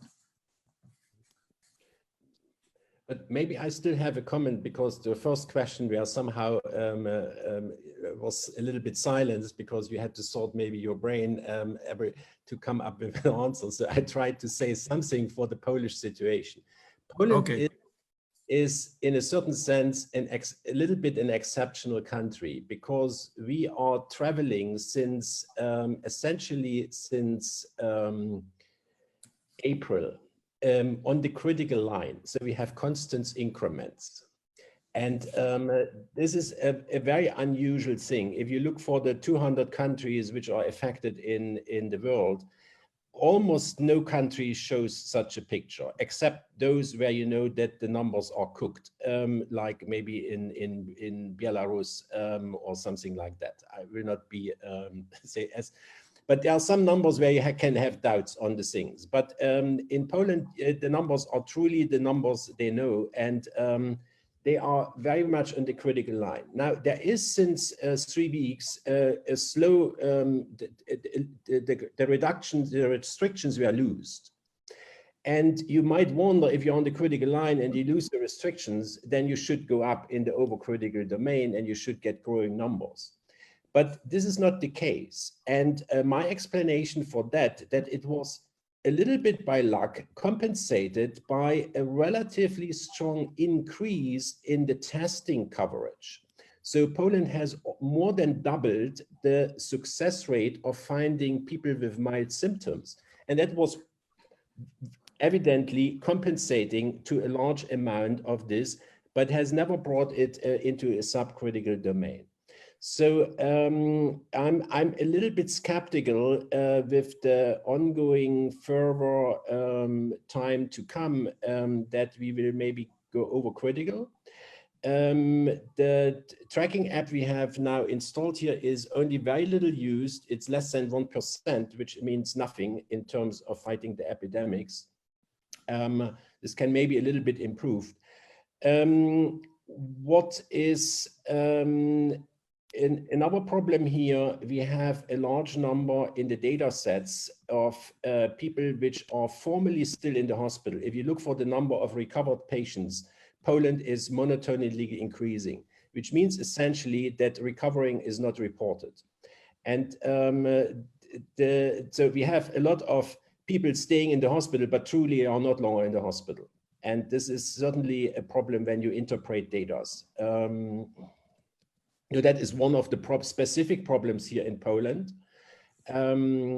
Just to answer something on your question. Okay, thank you. Now in the chat box, there are now some questions appearing there. I think this is now for all the speakers, if anyone has something to say. Sir, we are doing COVID-19 data extrapolations for Baroda city. Can you suggest appropriate methods for data extrapolations for a big city like Baroda? Well, what I could add is if one wants to do data extrapolation or basically prediction, whether it's a city or a district or a state in India, I would suggest first to start with some hierarchy of SIR type models. So basically starting from the simple ones that you already saw and then making the model more complicated. But this would be for me, I think, the first starting point to do simulations. Since the microstructure simulations like Till presented them, they are rather complicated to set up. That's right. This takes quite a bit of time, and then you have to do also to make very efficient programming. I mean, we can do now, say, for 40 million people, running, say, 100,000 sample path simulations till the end of the epidemic, say, till for a few years within a few hours. But this is really, it's not so easy to get to this kind of simulation efficiency. And it certainly if you want something quick, it's not so easy to do. It offers you a lot in terms of involving contact tracing and detailed insights. But for the data, for the question here, data exploration, it depends, I mean, what data you can get. If you get individual patient data, then of course it's optimal. Then you can do a lot. And you can, then I would go for a micro model because you can feed the results in. If you have only accumulated data, you should start with certainly something simpler. You can still also do micro simulations much more simple than we do. So it's somehow a continuum between very complex models, I mean, relatively complex models. We have still mathematical theory behind this, and differential equations model. And a certain point, I mean, yeah, you can do simple micro simulation model as well, or which somehow contain the features which also differential equations model contain. And then you can do a couple of things like individual quarantining and maybe a little bit more heterogeneity in the population, especially super spreading events that you can include easily, I would say. Okay, then there is one interesting question about geographic information systems. I read the question. What about the simulation of the geographic propagation inside a region or a city supported by a GIS? I can maybe also say something. I mean, in principle, the type of model we use here, this is, you can just add a geotag. You know somehow where the people live if you have census data. We have another group in Poland here, which very much focusing on these geographical aspects, and they have also involved transport data, so mobility data, which in part come also from Google and Apple on the exchange between different parts of the region, and then you can build up a geographic model. As long as, and especially to answer also the question Thomas raised at the end of his talk with this regional lockdown, what is the right number there to do and how long it should last? For that, you need actually a geographical model to simulate this and to get some answers out of this. For that, it's really useful. It's doable, but it's still adding another level of complexity. Okay. Right. Thank you. I go on with the list of questions. There is a nice questions on the chat box. The next question is about the general accuracy of these models. So the next question is, can we predict the controlling of the COVID pandemic on the basis of these models, and how would you comment on the general accuracy of these methods that we are now talking about? Well, regarding accuracy, first of all, the question is what does one mean by accurate? I mean, we still do not know the true number of infected cases. Right. And therefore, whether my model is accurate or not, I can only somehow validate it against the data, try to include some effects for estimating the number of, or this dark figure, by saying maybe the number of deaths that are reported is more accurate than the number of reported cases. But if I'm also not sure about the true number of deaths, if I'm not sure about the true number of infections, then for me it's somehow the thing, yeah, I cannot judge accuracy, since if I do not have any data which is commonly believed to be accurate, against which I can validate my model.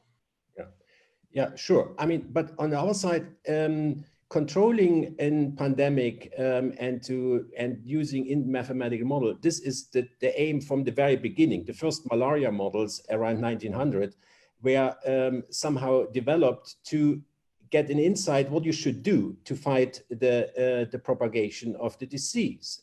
And what you usually do, you try to estimate the parameters which fit to your present situation, and then say how much I have to change the parameters that I get into the subcritical, in the good domain, in the epidemic is not longer growing.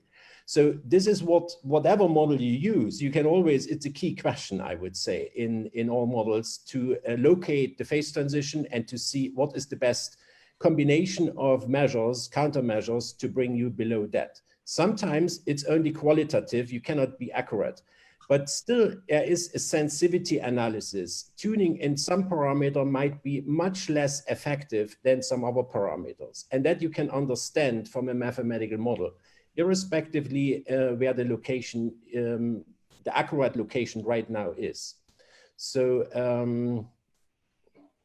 that's maybe in part an answer or an additional answer to what Thomas already said. Yeah, so there are so many unknown factors, unknown parameters, and so forth. So the accuracy is a big issue, and in general, we cannot be very, Okay, let's go one point, the next. And just maybe to add one point, the number of parameters which you really have an access to, so which you can do something, is actually not so large. I mean, it's this is much more limited, right? The medical parameters you can't change. Now, some of them are very unknown, but I mean, the things you really can change is contact reduction, maybe closing something, affecting the tail of the distribution, doing some detecting people, putting under quarantine. So it is a relatively limited set of parameters which describe things where you, the state, health authorities actually can. Okay. So thanks, Professor Kruger and Thomas. Now I interrupt this because it seems that now we have Professor Rao online. Yes, I think he's online, and I also saw him in the Zoom session. So welcome, Professor Rao, to this session.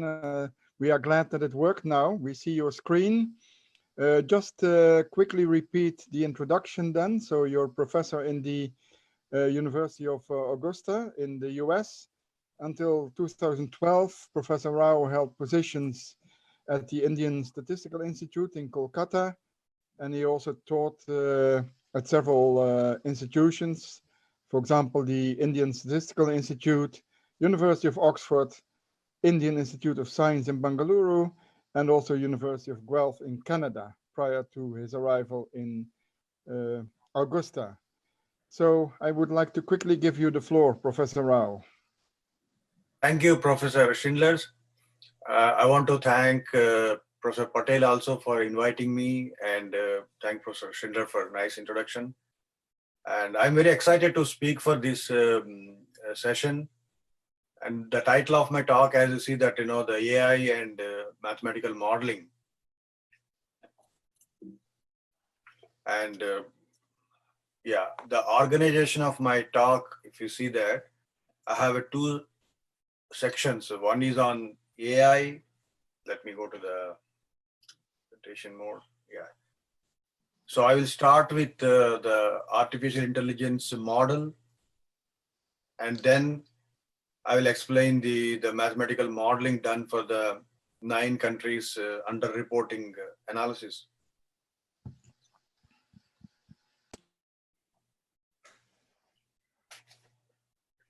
So let me take out the panel. So right side of the panel is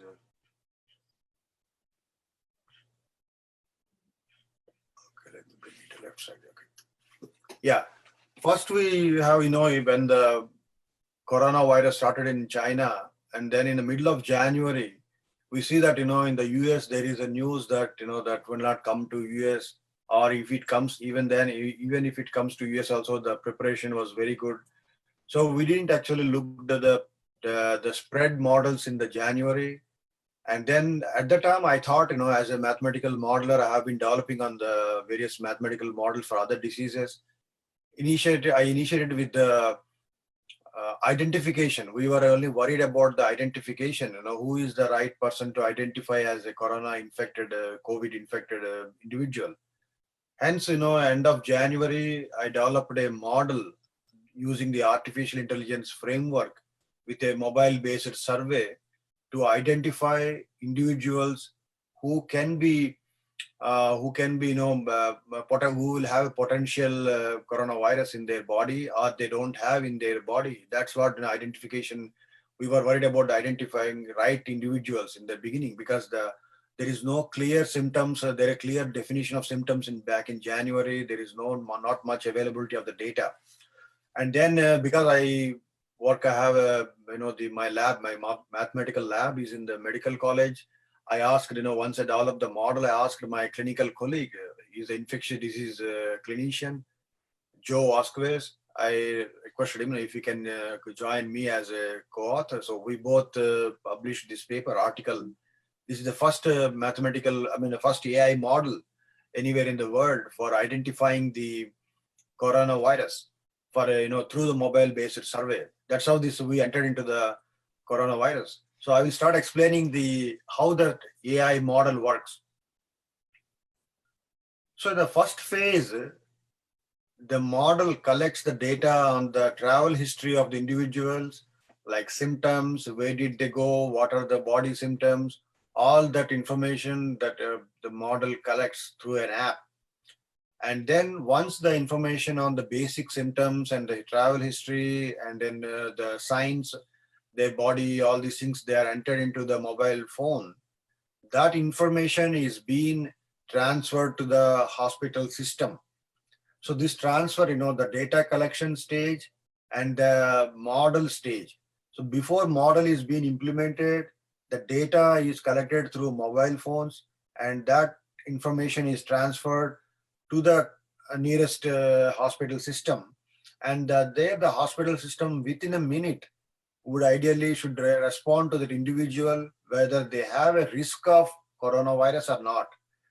And then if they don't have, still the model would respond to them and tell that you don't have any risk of coronavirus at that moment. And they may have to repeat that, mobile phone response maybe once in a week or once in a few days, depending on how much risk there, how much exposure they have. And then the machine at the background at the hospital stage, this machine would decide whether the individual has any symptoms or not. And typically that individual responded would receive some alert with a message number or some identification number, which that individual carries to the nearest hospital, where the message has come that you will proceed to so-and-so hospital or so-and-so location, depending on the geographic information, whatever we collect. And then that information, when the person reaches the hospital, that individual would match, that hospital administration would match that individual's records. And then they decide this is the person who responded to the phone survey. That's how then the back end is AI, front end is the app. And then if you see the pictorially, initially, we have a house in a region, and then we have individuals within the household. See, these are the individuals in the household, and suppose say this is a geographic region on which the survey has been conducted. And then these are all the individuals within a household, and then they respond. And then you see that here on the blue dots on the right hand side on this particular region, they are the individuals who have responded to a survey, and the yellow color circles indicate that those individuals they never responded to the survey. And then those who have not responded also, some of them could be positive, we don't know. So we were only getting information among those individuals who have responded to the app, and then among them we can compute the probability of having symptoms or probability of having the coronavirus based on the symptoms they have. So we could compute the conditional probability, the AI model, using the AI model data, whatever data collection that is done, we can compute the probability. So this picture indicates that although some of the individuals have not responded, for example, say this individual could be positive. Eventually could be positive, we don't know. And the positive among the responded people also, there are positive cases. Among the non-responded also, there could be some positive cases. If the response rate is high, non-response rate is low, then the reliability or precision of the model would be higher. If the non-response rates are higher, then the precision of the data could be, I mean, it's difficult to compute the precision. So this is how the model works. You know, this has been published in February in the leading journal for the American Society for Hospital Epidemiology. The model and the data, everything, I mean, the model and the theory has been published. And this is, for example, you know, the theorem which been in the paper, you know, the details, all the technical details one can look at into the papers. I'm not going to all the technical details, but then what the summary of this theorem is, suppose there are n individuals in a region. The probability that out of n individuals, n1 have identified through the AI framework, given that there are total small n number of individuals, then the probability of such possibility is n1 multiplied by n square. So this particular formula, we don't have to prove every time. If somebody comes with some survey data, we can plug in that numbers into this particular formula in the theorem, which is there in the paper. Then they can obtain a probability that what is the probability that an individual has been identified as corona, given that the response has been done. And then, you know, this received a wide attention. You know, this particular model of artificial intelligence for the coronavirus received a wide attention because several industrial partners, software companies, they all approached us to develop this into the system. And, you know, I saw some time back, you know, very nice talk by our colleague from Germany, Professor Gorge, and also Professor Kruger from Poland. You know, they gave fantastic talks. He was also mentioning about the apps and all these things. So I really, you know, enjoyed their talks. So the one of that is, you know, they are also trying to develop the apps. So this is going to be very useful for the rest of the, you know, the epidemic or for the second wave, these sort of trials. So the model what we developed, coronavirus artificial intelligence model, received wide attention. For example, the FAST company, you know, which covers a lot of news, and then Campus Technology also mentioned that, you know, they mentioned that the coronavirus app to provide at-home risk assessment based on our work. And then the leading newspaper in India, they also mentioned that an app uses AI to provide at-home assessment of coronavirus risk.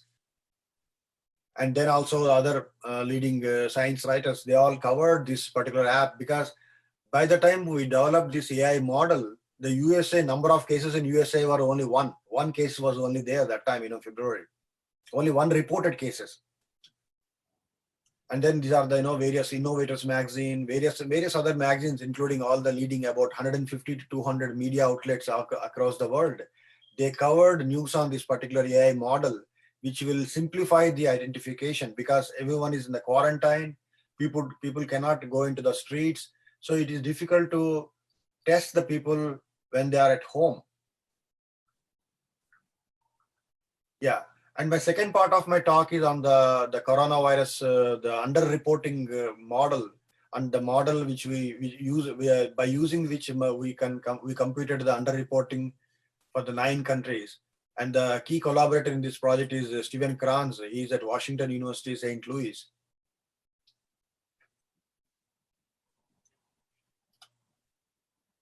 Yeah. Our major studies, we published a couple of articles, I think 4 articles we already published on this coronavirus mathematical model. That one came in the Infection Control Hospital Epidemiology. Other article came in the Journal of Theoretical Biology. Another major article on India came on Current Science, which is leading science journal. And then the other articles are on the medRxiv, and a few more also there on the which are in making. So let us see the underreporting of coronavirus in 9 countries before the first peak. And by the time we studied this particular 9-country data, in the US, they had only 500 cases in the beginning of March. So what we use the differential equations, SIR type model, and the wavelets. We introduced how to use wavelets to understand the magnitude of the true cases versus the reported cases. This is a major article that the complete detailed methodological developments published in the Journal of Theoretical Biology in the month of March. And then we applied that as soon as that article came in, we applied that ideas on the wavelets along with the differential equations to understand the underreporting in 9 countries. These are the articles already I mentioned. The idea was, the actual pandemic preparedness depends on true cases. We all know that the reported cases may not always tell the complete picture of an epidemic in a country or in a population.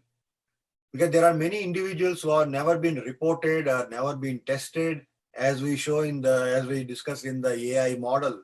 Many individuals may not respond to the telephone survey or internet surveys. Similarly, many individuals who are positive, some of them may not even get tested, but they still may be spreading the disease. So that's what, the hypothesis is that actual pandemic preparedness depends on true cases in the population, whether they are reported or not reported, whether they are identified or not identified. So initially, the way we considered was as follows. We considered the 9, the China, Italy, Iran, South Korea, France, Spain, and Germany, USA. And also, by the time we finished that, India only had 10 cases at the time, but we still try to, give some insights on India that I will explain also. So we considered case up to March 12th in these countries. And they were looking like that, China, 80,000, that China was the highest number of, China reported highest number of coronavirus cases by the date, and followed by Italy. And these are the arranged according to the magnitude of reported cases. And then we considered, the first peak, the date range between the first peak in these countries. You see that, various countries have reported the first peaks in various different time periods, except US. By then, they didn't reach the peak. They have only 874 cases. They didn't reach the peak by then. And then there are several other factors also considered. One of that is population density, and other is the urbanization. That means what fraction of people are living in the urban areas.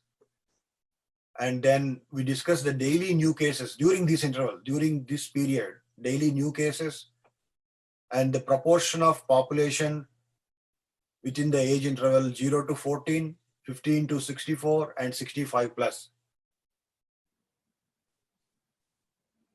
And then based on the model and then the wavelets, we found that in China, the reported, basically if the Wuhan data, if we use the Wuhan data, whatever reported, apply to the entire China based on all these factors like population density, urbanization, daily new cases, proportion of population, combining the peak and then the density, various about nine factors we considered. So considering all these things, if you consider China, they might have one out of 149 cases to 1 out of 1100 cases they might be reporting. And Italy, 1 out of 1 in 4 by then, and then Iran, 1 in 34, reported. 1 out of 34 cases are being reported. And South Korea, 1 in 4, France, 1 in 5, Spain, 1 in 53, Germany, 1 in 3, and US, of course, the data is insufficient by then, so it is not reliable information, 1 out of 406.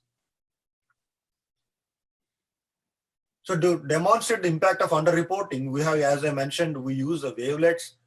And as we all know that wavelets are improvements over Fourier transformations. And then these wavelets are, they can be localized by both time and space.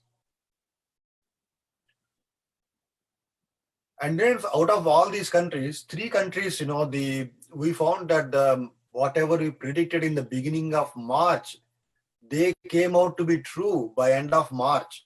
In about 20 days before whatever we predicted, that came out to be true in Italy, Germany, Spain, and also South Korea also that came out to be true. In a sense, if you see the Italy, the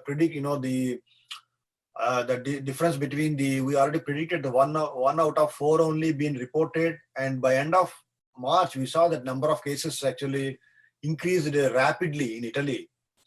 And then the Germany, you see the dotted lines, and in the beginning of March, if you see that based on whatever predicted, they also came out to be true. The Germany, the data of Germany, the tested large number of individuals, and although the magnitude of number of tested in USA is much higher than Germany, but then the fraction of tested in Germany is much, higher than US. So Germany, responded very well. And then we saw that, by end of March, the number of cases in Germany did not show that growth, that many cases. And then same in Spain, the number of cases really picked up, in 20 days before whatever predicted, end of March, that it came out to be true. Spain increased, and the number of cases dramatically increased in 20 days, in about 20 days of time. And then when we recalibrated our model in the middle of March, we found that, although there are only 4,000 cases have been reported in the US in the middle of March, there could have been 90,000 coronavirus cases. And then recently we have not published it. We back calculated the coronavirus possibility when actually the community transmission might have occurred. We found that, perhaps in the middle of December, the transmission in the population might have started occurred in the US. We don't know, but we are trying to, we already have the raw data, and then we try to fit the model, but we haven't published it. So already we see the middle of March, there were about 90,000 cases were perhaps in the US. And this is how the reported versus the not reported cases of US look like. And then after the underreporting study, we also conducted several other studies on impact of lockdown and hospitalizations. And then we provided a lot of time-to-time analysis. I worked closely with the hospitals, various counties. I practically developed models for the several counties, consulted, provided the peaks when each county could arrive the peak. And then also the state of Georgia, we provided for the governor's office. When they approached us, the Georgia cases, state of Georgia cases, and then we developed these, hospitalizations. And this is my last slide. And then the lower estimate, we predicted the number of hospitalizations during April to June. This we provided in the beginning of April. We predicted a lower estimate of number of hospitalizations in the US, entire country. This is in the entire US, there will be 20,000 hospitalizations who are non-ICU, and then the 11,000 who are ICU. So in altogether 33,000 individuals who might be needing hospitalizations. And then the medium estimates suggest that in 3-month period, there could be 60,000 individuals who need non-ICU admissions and 30,000 individuals who need ICU admissions. And as you see that, we are reaching in the middle of June, the estimates, it is closely matching the hospitalization, closely matching the medium estimate. And this is a higher estimate, about 270,000 versus 150,000. Higher estimate. I think the US was successful in, the maintaining the hospitalization between the medium to the higher estimate.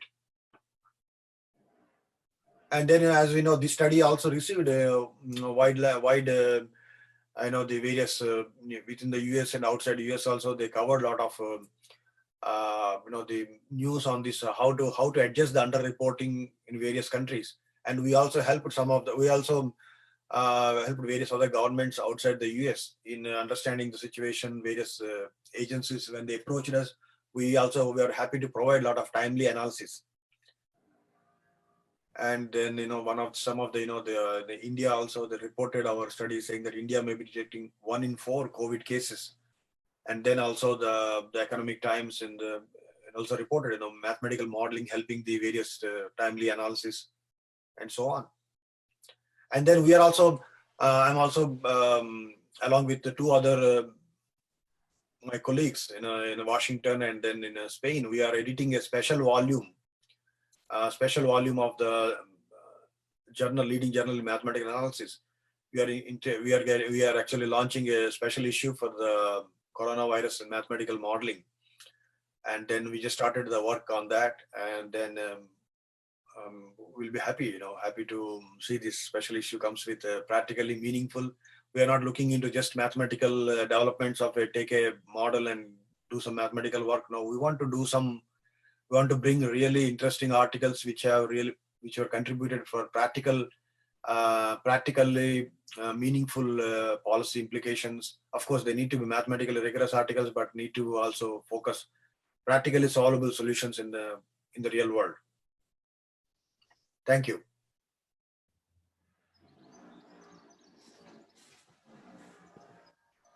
Thank you very much, Professor Rao, for this very interesting talk. There are some questions, but the first question is, I mean, the paper that you indicated in the beginning, that's available at the moment? I mean, it has been in print already? Yes, sir. Yes, okay, good. It came in February sometime, Yeah, okay. There was one question, maybe it should have been asked earlier during the talk, but maybe you can explain still. What do you mean by dates range of first peak? Correct. That's a good question. So this is the only study which considered that sort of analysis. That is, we considered number of cases when there are 10 or above. In a country, we reported 10 or above cases, and then reaching the peak. That means the number of cases started declining, the date from which the next day the number of cases started declining. The first peak, first time about 10, number of cases are beyond 10 to the number of cases when they start declining. First time, first peak. Okay. Thomas, this was your question. Is the answer okay? Yeah, partly. The only thing I'm worried about is if you have this first peak as the first day when the numbers are declining again. I mean, since this is all stochastics, I mean that for 1 or 2 days the numbers are declining. This can happen at any time without any particular importance. So that's why I was really surprised when I saw that the first peak in Germany was by beginning of March, when we were far away from any peak. Since this was still the phase of exponential growth. Absolutely. See, we all agree that, when we started the coronavirus, we saw the media reports, we saw how the various country leaders responded. They said, no, it's fine, we won't get it. So that was the time, in the beginning of, say, middle of February, when the artificial intelligence model we developed, the number of cases in the Europe was so low. Mm-hmm. And no one could expect that the number of cases would trigger to so many. And the USA, only 800 cases are reported in the beginning of March. And the US never expected that would touch the 2 million number of cases. Yeah. So when we initially, that's the reason we considered the first peak, we believed the peak is peak. And that's what happened, you're right. So the first peak of the data when we developed the model for Germany or various countries, that's just the first peak reported. That is not the, because the 1 out of 3, if you see the Germany, particular to the Germany, 1 out of 3 reported, that means the 2 out of 3 are spreading the disease who are not being traced. Mm-hmm. So those 2 are spreading because the one individual who are identified, he is quarantined. He or she is quarantined. That individual is quarantined. Other 2 who are not identified, they are still spreading. Mm-hmm. Okay. Can you, there's another question, please elaborate on the use of wavelets in your work. Maybe you can say a bit more. You already said something, of course, but. Sure. Wavelets are, they use the trigonometric, the sine cosine wavelets is a sine cosine function. And they are improvements over Laplace transformations. And these wavelets, initially, they have been used in physics problems, and then we used wavelets which are localized. Wavelets are, the localized functions. When we in the class, I teach in the complex analysis, I teach the other analysis courses. When I teach that, we all know that these functions are very flexible, and we use the Myers wavelet. And then, similar wavelets are also used. Our aim was to initially, when we studied the wavelets in epidemics, our aim was to use wavelets to compute the complete data from a partial data. Like reported is never complete. Because earlier, in the music, the CD, the DVDs, the lost data, any data, sometimes, the music CDs, some of the data is scratched from the CDs, the compact discs. Then the wavelets are used to complete the data, complete information.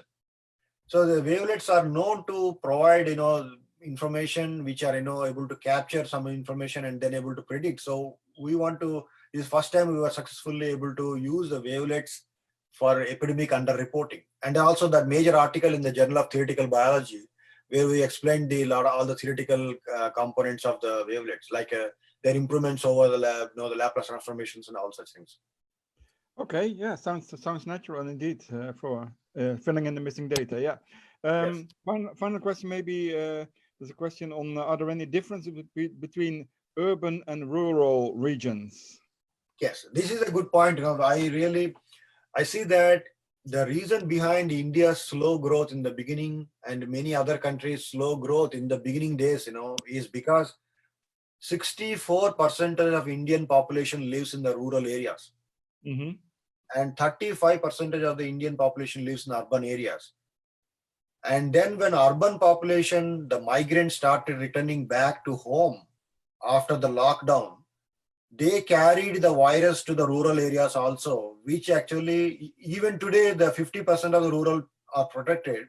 But then that actually played a major component in various countries in Italy or other regions where in USA, majority or networking is very, very high network of population urban areas.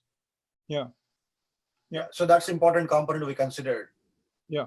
Okay, maybe I should allow for one last question, and it's by one of the panelists. So maybe Till, would you like to ask your question yourself?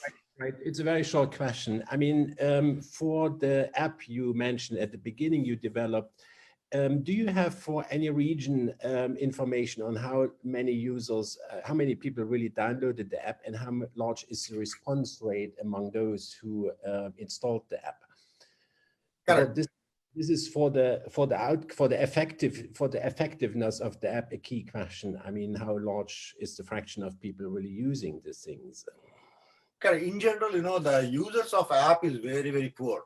Very poor, because general, I have been working, discussing with the people with the tobacco users. They have developed, they are having the AI models, not just for this sort of identification. General response rate is very poor for any apps.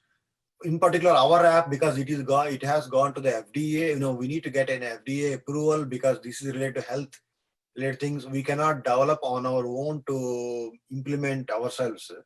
So currently the app is in the, it has to go through all the code, everything. Once the coding is done, FDA need to clear it to be useful for that, to be used on the population. But general app, people use, unless that comes to their own health, general response rate using the apps is not that good, Thank you. Yeah, in that context, maybe Thomas, can you maybe react, because I think in Germany they launched an app yesterday. Is that true? Yesterday there was a contact app launched in Germany, and I think by now it was downloaded already 2 million times.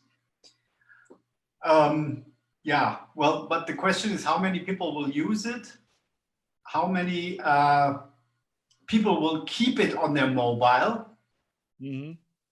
And the problem is that this app, since it uses the API, which is provided by Google for Android and by Apple, is restricted only to rather recent mobile phones or rather recent software versions. So maybe lots of people that have a little bit older mobile phones cannot use it.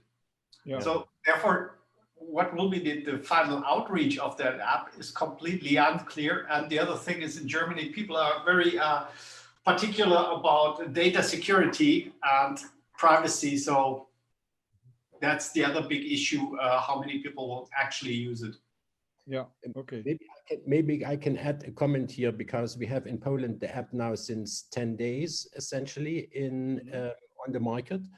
And up to now, it's a little bit less than 200,000 downloads, which is much, much less than Germany, despite the fact that the app keeps privacy very well. So they did a good job on that. But there is a serious problem. The app announces, for instance, contacts only with a delay time of 1 day, because they want not that you get a detection. Now the app tells you you are a high-risk person, and you're sitting next to each other, and that you can conclude that this person was infected. So they give you the information only with 1 day delay. And then